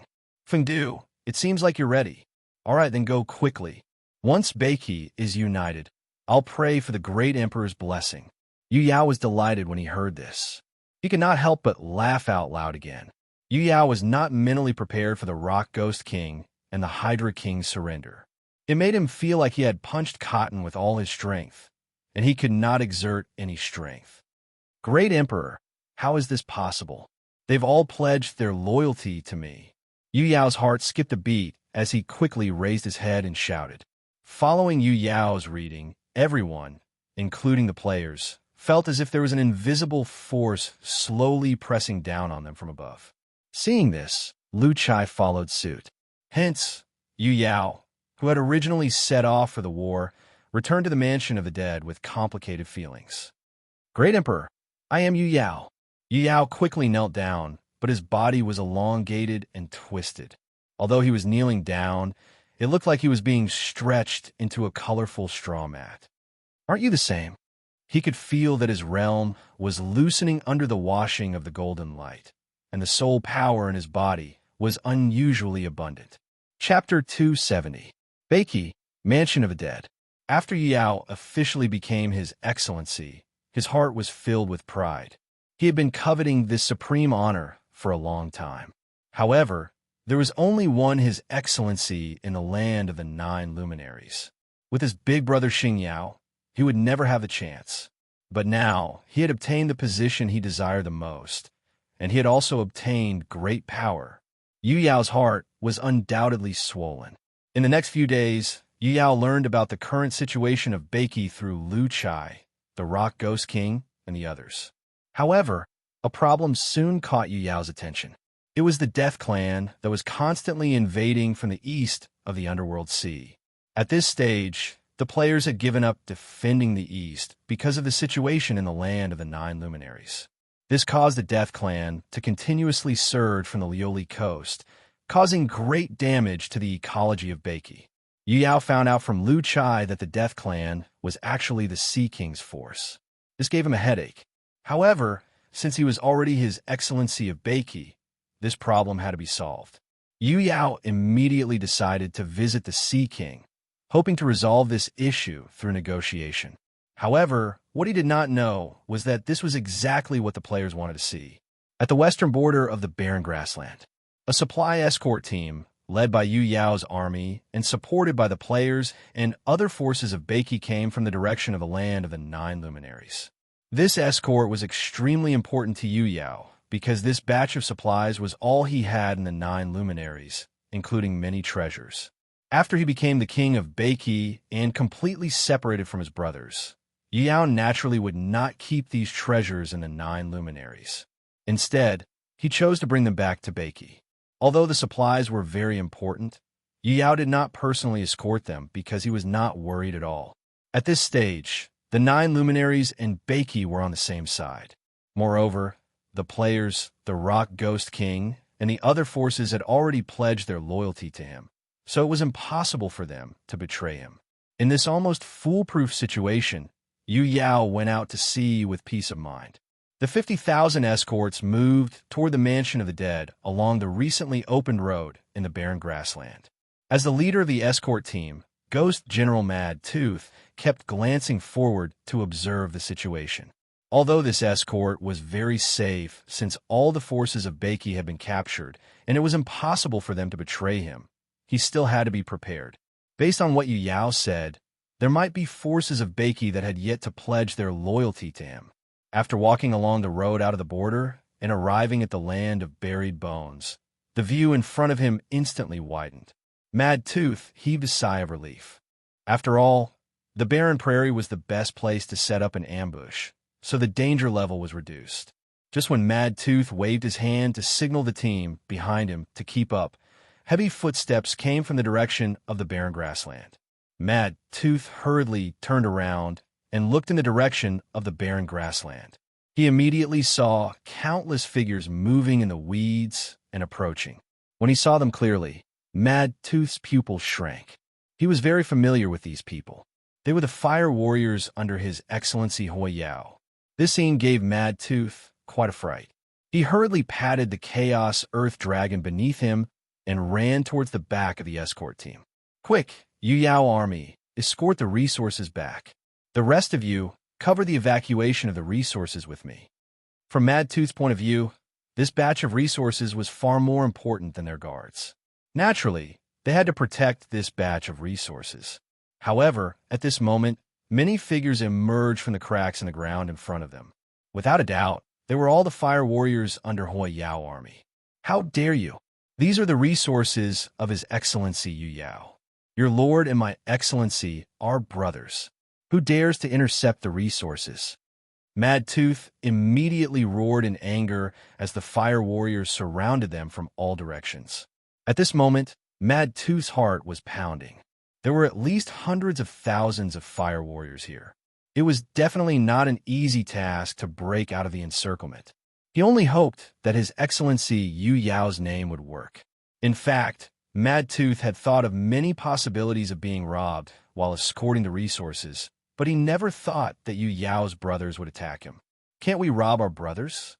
At this moment, a burly man in fiery red armor, who was leading the Hui Yao army, approached them with a saber in hand. If His Excellency Yu Yao finds out, he won't let you go. Mad Tooth pretended to be fierce, as if he was trying to intimidate the robbing team. If you die, no one will know, right? At this moment, the burly man waved his saber in front of him, and the fire warriors immediately swarmed forward. Commander Mad Tooth, you leave first and get help from the Mansion of the Dead. Chun Ziyu, who was a member of the guard team, immediately shouted at Mad Tooth. Then what about you? They want to kill us, so someone has to send the news back. You're the strongest here, so you have the best chance. Chun Ziyu shouted after punching two fire warriors who came close to him.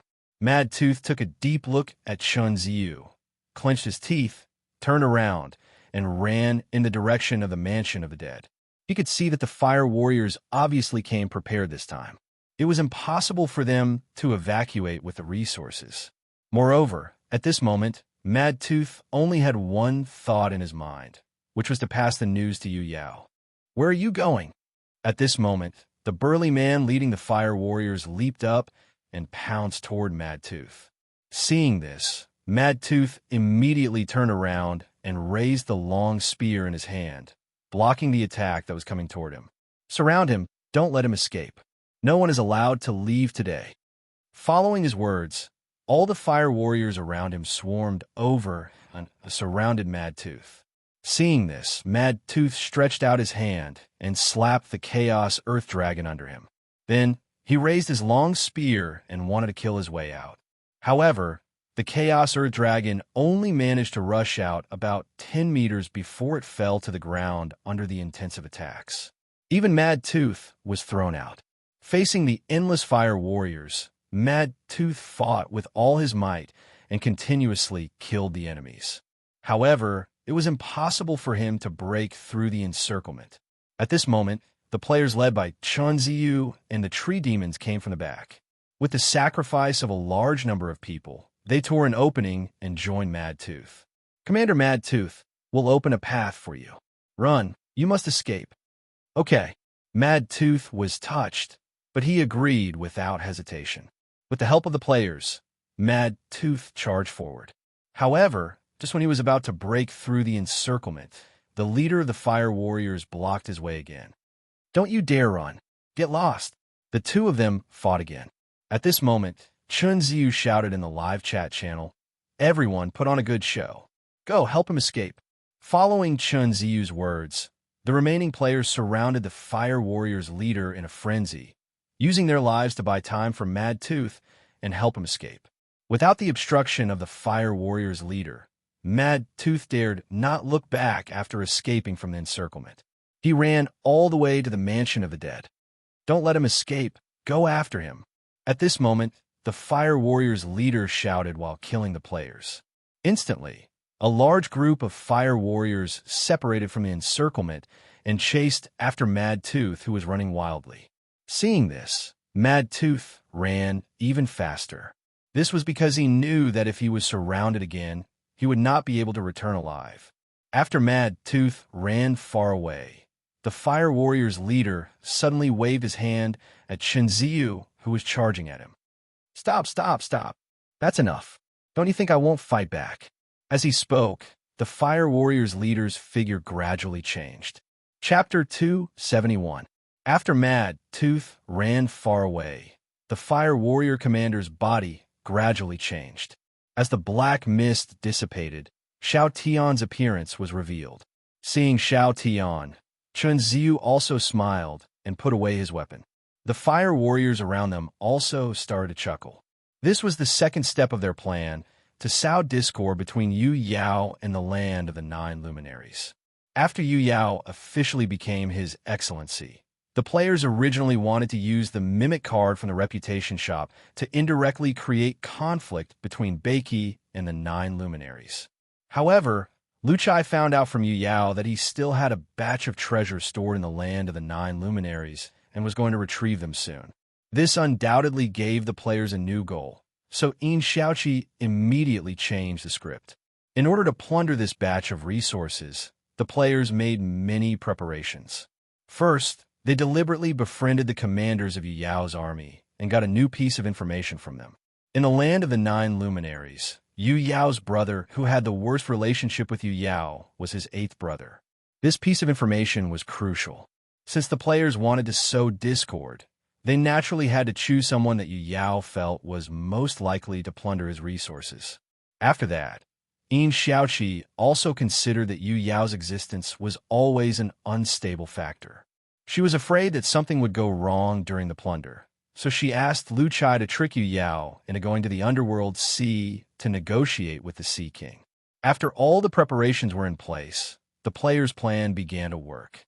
From the moment the escort team set off to the 9 luminaries to retrieve the resources, the situation of the team was updated in real time by the players in the forum. Regardless of the escort team's coordinates or personnel distribution, everything was transparent in their eyes. Since Yu Yao was not around, the players, who had a huge advantage, could plunder this batch of resources effortlessly. The most important part of this plan was to let go of someone that Yu Yao could trust. This was the key to creating conflict. Therefore, Chun Ziyu and the others pretended to rescue Mad Tooth with their lives just to light this fuse. Asking Xiao Tian to come out was also to put on a better show. After all, it was impossible for an army of hundreds of thousands to not have a Ghost General-level commander. Yu Yao had never known about Xiao Tian's existence, so he could carry out this mission. At this moment, the players who used the Mimic card to transform into the Fire Warriors all looked at the supply vehicles. Take them all away. These things can't be left behind, including the car. At Wu Guoyi's command, the surrounding players swiftly unloaded the goods and threw them into the space. After everything was settled, Wu Guoyi called for the players to head toward the barren grassland in the regional channel. This was because their mission was not over yet. There was still a crucial step that had not been taken. Kuelong Ocean, Xinmo Island, Mute Sea Nation's main hall. At this moment, the Sea King was looking at Yu Yao, who was visiting, speechless. Especially after hearing that Yu Yao had become His Excellency of Beiki, the Sea King suddenly felt like laughing. He could be considered an old acquaintance of the player clan. He would believe that the Rock Ghost King, the Hydra King, and other forces of Beiki would pledge their loyalty to him. But he would never believe that the player clan would pledge their loyalty to him. After all, what were the player clans? They were a race of lunatics. In their eyes, the strength of their enemies was never important. As long as they provoked them, they would be attacked endlessly like a virus. Yu Yao, you should go back. Come and find me when you've completely conquered Beiki. The Sea King shook his head helplessly. At this moment, the Sea King's strength was close to the peak of the Ghost Emperor after obtaining the power of death. Moreover, this was his territory, so he was not afraid of Yu Yao at all. Sea King, I'm already His Excellency of Beiki. Seeing that the Sea King did not seem to believe him, Yu Yao took out the Yin Talisman of Beiki as proof. The Sea King was stunned when he saw the Yin Talisman, but his expression became even weirder. Did the player clan really pledge their loyalty to him? How is that possible? Even though Yu Yao had taken out the Yin Talisman, the Sea King still felt that something was wrong. If the player clan was so easy to conquer, he would have conquered them when he invaded Beiki back then. Hence, he felt that there was something strange about this. His Excellency Yu Yao, I believe you, but can you tell me how you conquered Beiki? After thinking about it, The Sea King could not help but ask curiously. Yu Yao came to the Kuelong Ocean this time to resolve the crisis of the Death Clan's invasion. Naturally, he had nothing to hide from the Sea King's inquiry, so he immediately told him the process. After all, it was not a secret. After listening to Yu Yao, the Sea King could not help but burst into laughter. Whether it was Yu Yao or He Sui and the others who were standing around, they were all dumbfounded by the Sea King's laughter. Yu Yao, oh Yu Yao, you are really open-minded. The Sea King patted his thigh, looking very happy. Sea King, what do you mean? Yu Yao could not help but frown. Do you know about the forces in Beiki? Looking at Yu Yao, the Sea King asked again with a smile. After I became His Excellency, I naturally learned about them in detail. Oh, what do you think about these few clans in Beiki? The Sea King gradually led the topic to the player clan while trying to get information from Yu Yao. The player clan? Speaking of the player clan, Lu Chai's stubborn look appeared in Yu Yao's mind. After thinking about it, Yu Yao did not hide anything and truthfully told the Sea King his opinion on the player clan. After listening to Yu Yao's explanation, the Sea King laughed again. The player clan that Yu Yao mentioned was completely different from the player clan that he knew. The Sea King knew very well how cunning the player clan was. They had used various sea tactics to rob his treasures and resources. Because of that, the Sea King could not bear it anymore and led the Sea King Navy to launch an all-out war with Beiki.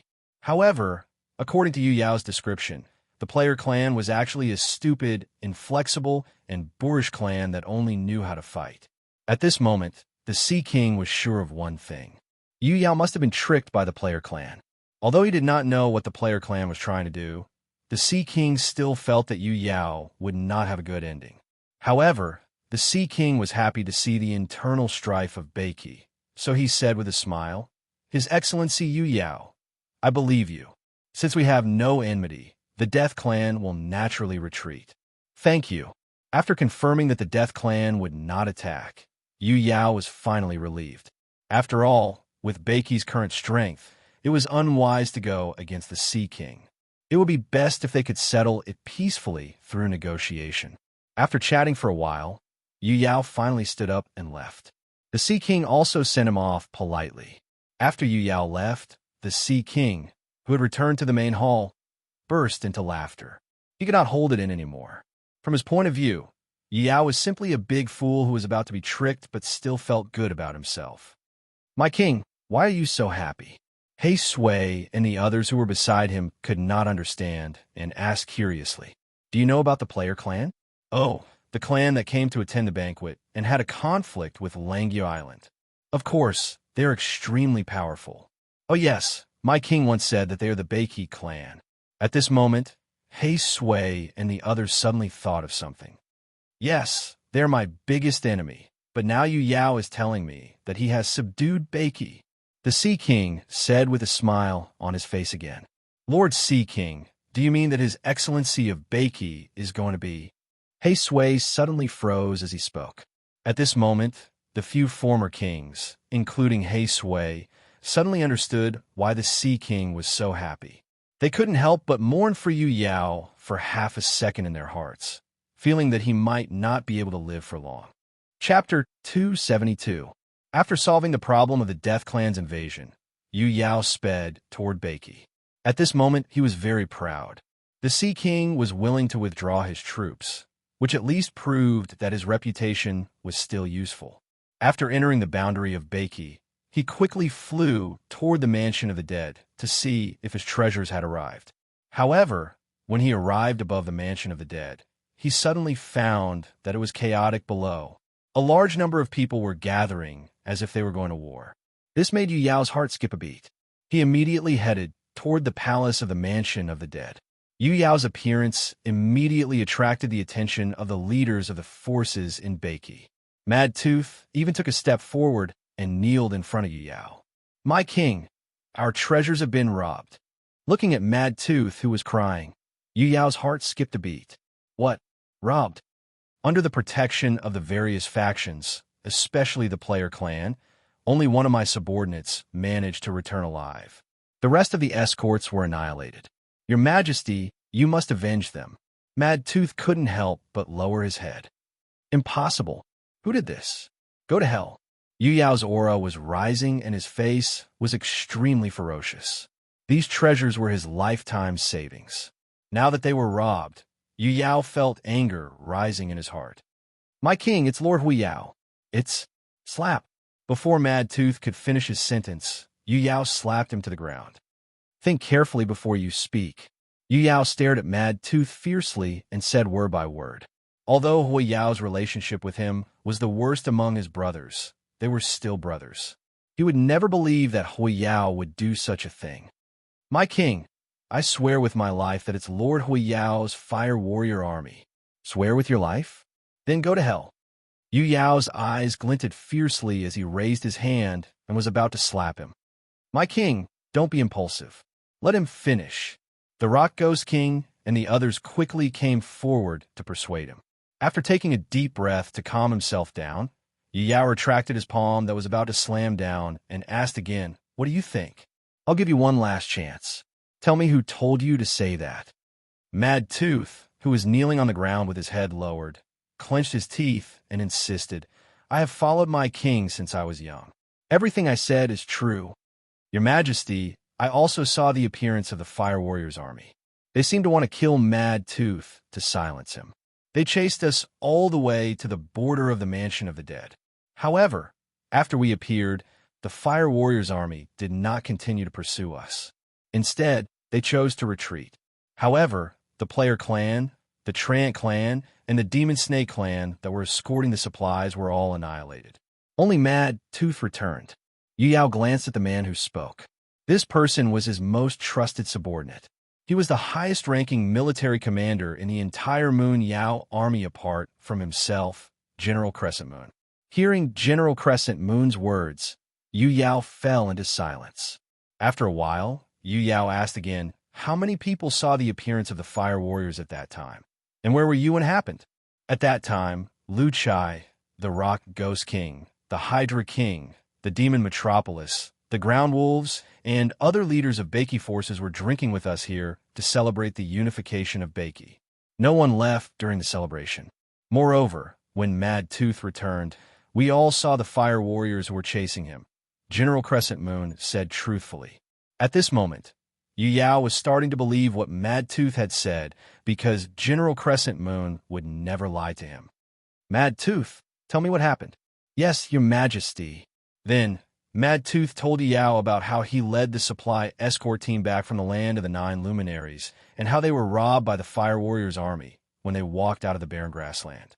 Listening to Mad Tooth's story, Yu Yao's face was gloomy. Even if he did not want to admit it, the evidence was conclusive. Everything pointed to his 8th brother, Hu Yao. Recalling that Hu Yao once said that he wanted to be His Excellency, Yu Yao suddenly understood why.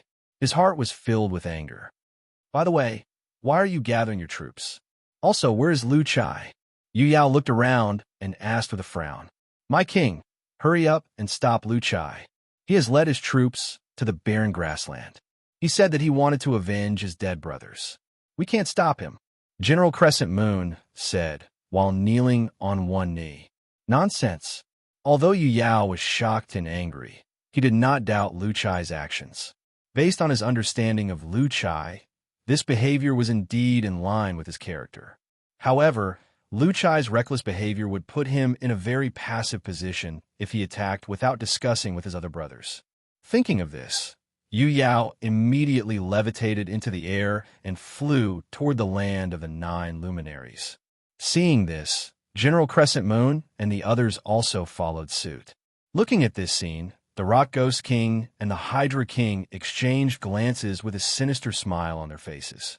From the initial reckless character that Lu Chai had created in Yu Yao's mind to the subsequent robbery, the whole plan was carried out in an orderly manner. What they had to do next was to wait for the incident to ferment. At the border between the land of the 9 luminaries and the barren grassland, a group of players was running in the direction of Beiki. Behind them, the soldiers of the Fire Warriors army were trying their best to catch up. Just as the Fire Warriors army was about to catch up with the players, millions of players led by Lu Chai suddenly appeared in the direction of the barren grassland. At this moment, The hundreds of thousands of players who were running for their lives immediately changed their direction and charged toward the Fire Warriors' army. The battle broke out instantly. Faced with an army of players that far outnumbered them, the Fire Warriors' army was constantly being beaten back. Lu Chai did not show any mercy either. He commanded the players to chase after them and formed an encirclement, trapping the Fire Warriors' army in this place. The battle was still going on. At this moment, a figure broke through the air from afar. Lu Chai stopped. Then, the figure descended from the sky and appeared beside Lu Chai. He pressed on his shoulder and said, "I told you to stop, Lu Chai." At this moment, Lu Chai's eyes were red. "Boss Yu Yao, they rob your resources and kill my brothers. Why should I stop? There's something fishy about this. Let me understand it first. As long as I can prove that they did it, I'll seek justice for you and myself." Looking at Lu Chai's ferocious expression, Yu Yao's heart was filled with rage. Then he dashed toward the leader of the Fire Warriors' army, grabbed him by the neck, and lifted him up in his hand. "You're so angry. I know you. You're the Fire Warrior, right? Now, I'll give you a chance to explain yourself." Cough, cough. Lord Yu Yao, they were the ones who invaded the camp of the Fire Warriors' army first. We were just chasing after them.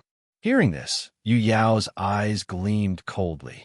At this moment, a few figures came from behind and landed beside Yu Yao. "Your Majesty, this person's words cannot be trusted. We were all there when Lu Chai gathered the soldiers of the player clan. How could he have gone to the land of the 9 luminaries and invaded the camp of the Fire Warriors' army in such a short period of time? This is ridiculous." The person who spoke was General Crescent Moon, whom Yu Yao trusted the most. "Fire Warrior, do you really want to die? Tell me the truth. Did my 8th brother Hua Yao ask you to bring people to rob my treasures?" Yu Yao really wanted to kill him now. Although he still cared about his brotherhood, Hua Yao's actions were too much in his opinion. "Lord Yu Yao, it's true that they invaded our military camp. We're here to kill them. I don't know anything about looting resources." Looking at the Fire Warrior, Yu Yao shook his head in disappointment. All the evidence was conclusive, but the Fire Warrior was still quibbling. Lu Chai had been in the mansion of the dead all this while. He only came with his soldiers after knowing that the resources were robbed. This was something that General Crescent Moon and his other subordinates could prove. Moreover, the Fire Warrior led his soldiers into the barren grassland. This behavior was exactly the same as what Mad Tooth had described, so Yu Yao was really angry. Crack! This time, Yu Yao did not hesitate and directly broke the Fire Warrior's neck. His subordinates were all present. If he was so indecisive when he was being bullied, he would not be able to show his authority in front of his subordinates. Chapter 273. The death of the fire element made all the soldiers of the fire army take a step back. At this moment, they were really afraid. Although Yu Yao had left the land of the 9 luminaries, his power was still there. They did not dare to resist at all. "You come out." Yu Yao pointed at a ghost general of the fire army. "Lord Yu Yao, we really came here to kill you. We don't even know what the treasure is." The soldier who was pointed at said in horror. Puff! Yu Yao did not waste any time. He waved his hand, and a ray of light cut off the soldier's head. "You, come out." Following Yu Yao's finger, the ghost generals stood up one by one. Unsurprisingly, their answers did not satisfy Yu Yao, and they were all executed. "Very well. You are very loyal. I will look for 8th brother personally and demand an explanation from him." After that, Yu Yao turned around and faced the leaders of the forces of Beiki. "Follow me to the camp of the fire army in the land of the 9 luminaries." Then, Yu Yao looked at Lu Chai, who was still angry. "Lu Chai, since you are loyal to me and your people died to cover Mad Tooth's escape, I will give you an explanation. Don't worry. Boss Yu Yao, let's go to the camp of the fire army now. As long as we find the treasure, let's see how they explain themselves." Lu Chai roared angrily. "All right, let's go." Following Yu Yao's words, the army set off toward the land of the 9 luminaries. At this moment, Yu Yao was full of anger. Although he did not have a good relationship with Hua Yao, they were still brothers. No matter what, they shared the same bloodline. However, Hua Yao's behavior was intolerable. Hua Yao did not treat him as a brother at all. He had just become His Excellency of Beiki, and it was time for him to consolidate his position. If he could not handle this matter properly, how could he convince the people? He might as well quit his position as His Excellency. At the camp of the Fire Army, when Yu Yao arrived with millions of players, the Fire Army was alerted. They quickly gathered, thinking that it was an invasion. However, after noticing Yu Yao, the Fire Warriors were stunned. Hu Yao. Following Yu Yao's roar, a huge sound wave swept forward and resonated above the military camp. Lord Yu Yao, Lord Hu Yao should be in the Dark Heaven Pavilion discussing some matters with the lords. He's not in the military camp. Hualang, the Ghost King, who was in charge of managing the military camp, quickly cupped his fists and said to Yu Yao, Hualang, tell me the truth. Have you plundered my supplies? Or are my treasures in your camp storehouse? Hualang's heart skipped a beat when he heard that. Lord Yu Yao, how is that possible? How would we dare to do that? It's impossible for your treasures to be stored in the resource warehouse. At this moment, Hualang realized that the situation was not good. Yu Yao had come in a threatening manner, and he was definitely not here to greet Lord Hu Yao. Open the door of the resource warehouse and let me search it. Yu Yao stared at Hualang coldly, his aura constantly pressuring him. Lord Yu Yao, this isn't appropriate. Lord Hu Yao hasn't returned yet. Go get him now. Tell him that I'm looking for him, but the resource warehouse must be searched. Yu Yao waved his hand, and the army of players led by Lu Chai immediately marched into the camp of Hu Yao's army. Due to Yu Yao's presence, the soldiers of Hu Yao's army did not dare to resist at all. They could only watch as the army of players marched into the camp step by step. Lord Yu Yao, you don't have to say any more. Go find Hu Yao and ask him to come see me as soon as possible. Yes. Hualang could only bite the bullet and reply. He did not dare to refuse or resist Yu Yao. When he led the army to the door of the resource warehouse, Yu Yao forced the soldiers of Hu Yao's army to open the door again. Lu Chai, bring some people to search the warehouse. Search carefully for me. No problem, boss. Lu Chai immediately agreed. He then waved his hand, and a large number of players swarmed into the resource warehouse. Just when Yu Yao was about to enter the warehouse to check, a stream of light fell from the sky. Second brother, what do you mean by this? Eighth brother, I want to ask you, what do you mean by this? Yu Yao's aura rose as he stared at the figure that descended from the sky. The stream of light dissipated, and Hu Yao's figure appeared next to Yu Yao. Second brother, I don't know what you're talking about, but you've brought your men into our camp and opened the resource warehouse without permission. Aren't you looking down on me, your eighth brother? Hu Yao glared at Yu Yao angrily. Let me ask you, did your people rob my treasures? Yu Yao tried his best to calm himself down before he questioned the man. Second brother, are you kidding me? Why would I rob your treasures? We discussed how to distribute them the other day. Didn't your subordinates escort your treasures away? Fine. I'm not going to listen to your explanation now. Let's wait for Lu Chai to come out first. After that, Yu Yao looked at the resource warehouse and waited for Lu Chai and the others to appear. Faced with the aggressive Yu Yao, Hu Yao suddenly realized that something was wrong. He knew his second brother Yu Yao's character. If it was not for a reason, he would definitely not disrespect him and even do such a thing to ruin the relationship between the two brothers. This gave him a bad feeling, as if he had missed out on something. At the same time, Lu Chai and the others went deeper into the resource warehouse. When they reached the end of the resource warehouse, Lu Chai suddenly said, Brothers, throw out all the treasures you've looted. Those at the back, keep a lookout. The players at the back heard him and quickly turned around to observe. The players who had looted the treasures quickly threw out all the treasures and piled them at the foot of the resource warehouse. This was the third step of their plan, to frame someone else. The players who had looted the treasures canceled their camouflage after completing their mission. They went straight from the barren grassland to the camp of the fire warrior army of the land of the 9 luminaries. After a feigned attack, they led the fire warrior army warriors who were chasing after them and ran all the way back to the barren grassland. It was at that time that Lu Chai arrived with his troops and joined the players.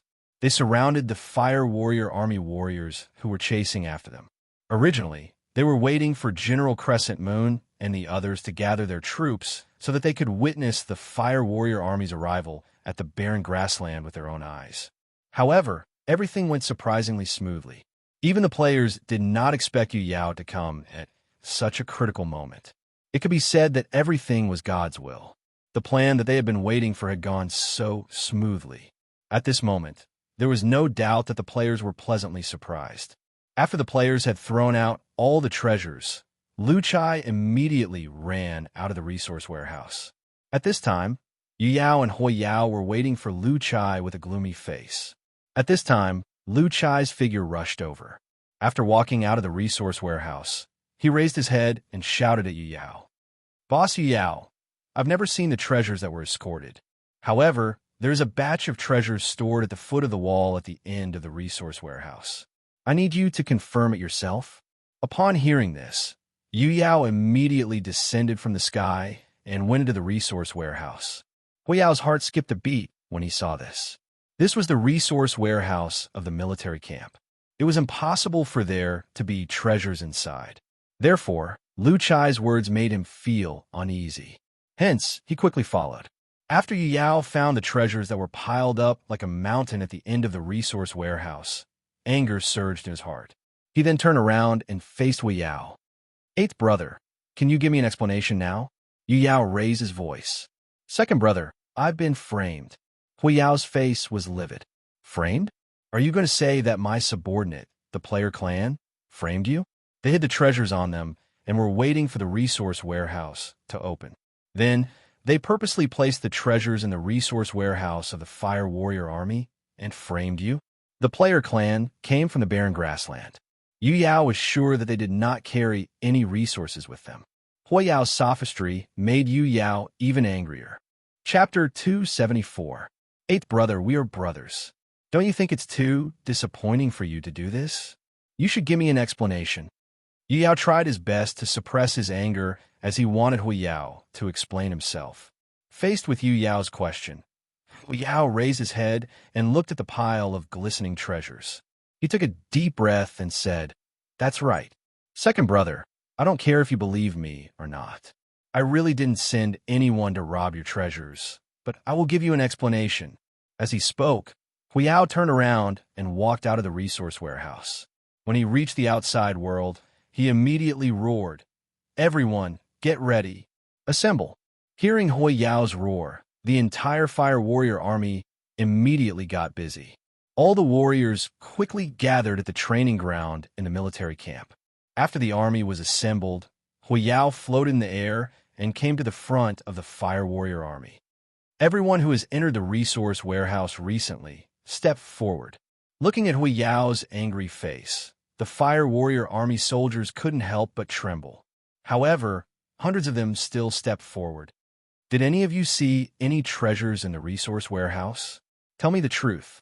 Facing Hui Yao's question, the hundreds of people who stepped forward all fell into silence. "Answer me one by one. Whoever dares to lie to me will be sent to purgatory." Hearing the word purgatory, everyone trembled again. "I didn't see it. I didn't see it. I didn't see it." After hundreds of people answered one by one, Hui Yao turned around and looked at Yu Yao. "Second brother, can you tell me why you're so sure that it was my Fire Warrior army who robbed your resources?" Hearing this, Yu Yao snorted coldly. "Then you have to ask your subordinates why they appeared in the barren grassland in Beiki." Everyone who went to the barren grassland stepped forward. After Hui Yao finished speaking, hundreds of thousands of Fire Warrior army members stepped forward one after another. "Who's the leader? Explain to me why you went to the barren grassland." Seeing so many people step forward, Hui Yao's face turned pale. He had an absurd guess in his mind. When he was not around, this group of Fire Warrior army members secretly robbed the resources that were supposed to be sent to Yu Yao. "Great Lord, our leader was killed by Great Lord Yu Yao." A Ghost Supreme Commander stood up while trembling. "You came to Beiki to steal my resources. Tell me, should I kill you or not?" Yu Yao snorted coldly. "He deserves to die." Hui Yao, who knew that he was in the wrong, immediately responded. He then looked at the Ghost Supreme Commander and asked again, "Then tell me, why are you going to Beiki? Do you really want to plunder resources?" Plop. The Ghost Supreme Commander was frightened by such a serious accusation. He immediately knelt on the ground. Great Lord, we chased after them because there were enemies invading our camp. At the same time, to investigate which faction it was, we chased them all the way to the barren grassland. Invading enemies? Which faction? I don't know, but it's very similar to the clan under Lord Yu Yao. The Ghost Supreme pointed at the player clan as he spoke. Ha ha ha, eighth brother, you're really interesting. You beat around the bush, but in the end, you're still talking about the player clan under my command? When I asked you just now, why didn't you just admit that it was the player clan who did it? Why did you have to beat around the bush? Yu Yao was so angry that he laughed. He was the one who brought the player clan here. How could he not know if they had any treasures with them? Second brother, before we figure out the reason, I think we should sort it out. If it was really my subordinates who plundered the resources, I won't let any of them go. Consider it as an explanation to you. Hundreds of thousands of people? Not a single one. You're so cruel. Not only do you want them to be the scapegoat, but you also want to kill them. Hui Yao knew that he was in the wrong. Although he was also angry when he heard Yu Yao's words, he still said, Second brother, don't worry. Let me sort things out first. All right, I'll wait for you. After calming Yu Yao down, Hui Yao asked again, did the enemies invade the camp? They didn't invade the camp. They were just harassing us outside, so we went after them. Is the leader of the resource warehouse here? Hui Yao shouted again. I'm here. The 5 leaders of the resource warehouse walked out. Did any outsiders enter the resource warehouse today? Great Lord, the resource warehouse is closed today. No one has entered. The last person who entered was yesterday. Hui Yao's face darkened when he heard that. All of this sounded a little unbelievable. Even he had a feeling that his subordinates were the ones who plundered the resources. First of all, the resources were robbed today. However, the resource warehouse in the Fire Army camp was not open today. Could it be that these resources were born out of thin air? At this moment, the player clan who had just entered the resource warehouse was undoubtedly the biggest suspect. However, Hui Yao immediately denied this speculation. If the player clan entered the resource warehouse and wanted to put the treasures into it without anyone knowing, they would have to have a large number of space storage treasures. However, even he did not have such treasures. Even his eldest brother only had a small storage ring with a space of 30 cubic meters. How could the player clan, Yu Yao subordinates, have one? Moreover, they would have to have a few to store all the treasures. Hui Yao immediately overruled this speculation. However, the problem was that since the player clan did not have any space storage treasures and the resource warehouse in the camp was not open today, how did the treasures get in? After sorting out the thoughts in his mind, Hui Yao suddenly thought of a possibility. Could it be that his subordinates colluded with each other to rob his second brother's treasures? Then, they covered up the matter? However, based on Hui Yao's understanding of his subordinates and guards, he did not think that they would have the guts to do such a thing. This seemed to be a dead end, and the problem became more and more confusing. Even Hui Yao could not figure out the reason. Yu Yao had the same thought as Hui Yao. However, the two of them were from different perspectives. Yu Yao learned everything from his guards, and he personally led the player clan to the Fire Army camp. Therefore, he came to the opposite conclusion. He felt that Hui Yao was deliberately covering up the truth, and his subordinates dared not admit it due to the pressure. Eighth brother, have you thought about it? How are you going to explain this to me? Second brother, I think there must be a third force that is framing me and trying to sow discord between us.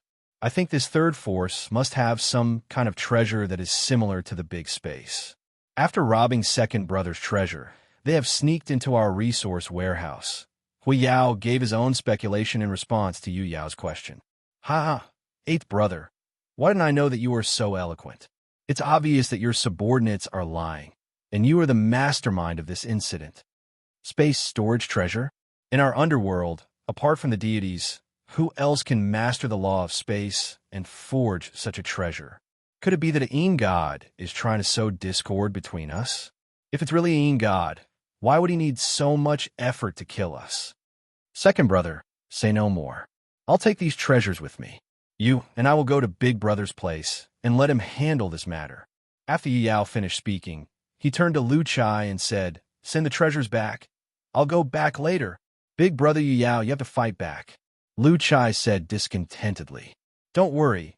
I've said that I'll give you an explanation, and I will.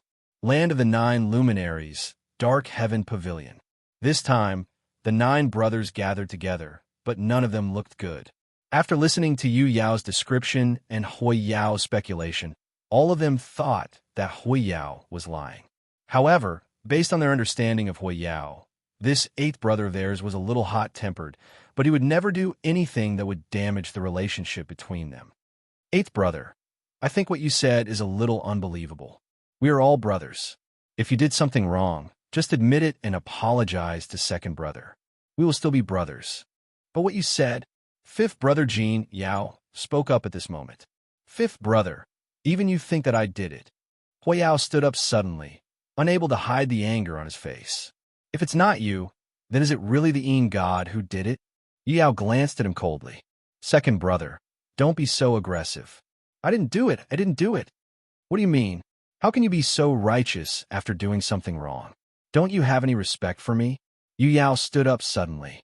Suddenly, the atmosphere became heavy, and the two of them were ready to fight at any time. Enough. Don't forget that you are brothers. Xing Yao slammed the table and said, Big brother, I see him as a brother, but 8th brother doesn't think so. All right, I understand this matter. 8th brother, I'm asking you now, did you do it or not? Tell me the truth. We are all brothers. Even if you did it, just admit it. We won't blame you. Just think of it as you were blinded by greed. Just change it. Big brother, I said I didn't do it. I didn't do it. Hui Yao couldn't help but roar in the face of his brother's suspicions. At this moment, Hui Yao felt extremely aggrieved. He didn't do anything, but his brothers all thought that he did it. Anger surged in his heart, and he even had the intention to kill. Big brother, until now, 8th brother has no intention of admitting it. However, the truth is very clear. It was either a Yin God or 8th brother who did it. What do you think? Yu Yao snorted coldly. Hearing this, Xing Yao felt a headache coming on. Even he felt that Hui Yao couldn't resist his greed and ordered his subordinates to steal the treasures. After all, if a Yin God were to take action, the entire land of the 9 luminaries would be no match for him. Why would he spend so much effort to frame others? 8th brother, apologize. Big brother, I didn't do it. Hui Yao shouted angrily again. 8th brother, if you still regard me as your big brother, apologize to 2nd brother. Damn it, I didn't do it. You want me to apologize? In your dreams. And you, Yu Yao, go to hell. Since you don't believe me, then don't be my brother anymore. At this moment, Hui Yao completely exploded. He felt extremely wronged, but now he had to bear this grievance and apologize. How could he tolerate this? The more he thought about it, the angrier he became. He kicked the table in front of him, then raised his fist and punched Yu Yao. Yu Yao, how dare you slander me? Maybe this is a self-directed drama. 8th brother, seeing Hui Yao suddenly make a move, the brothers were shocked and immediately stood up. Boom! Facing Hui Yao's attack, Yu Yao immediately punched. The huge airflow immediately overturned the tables and chairs around them and threw them away.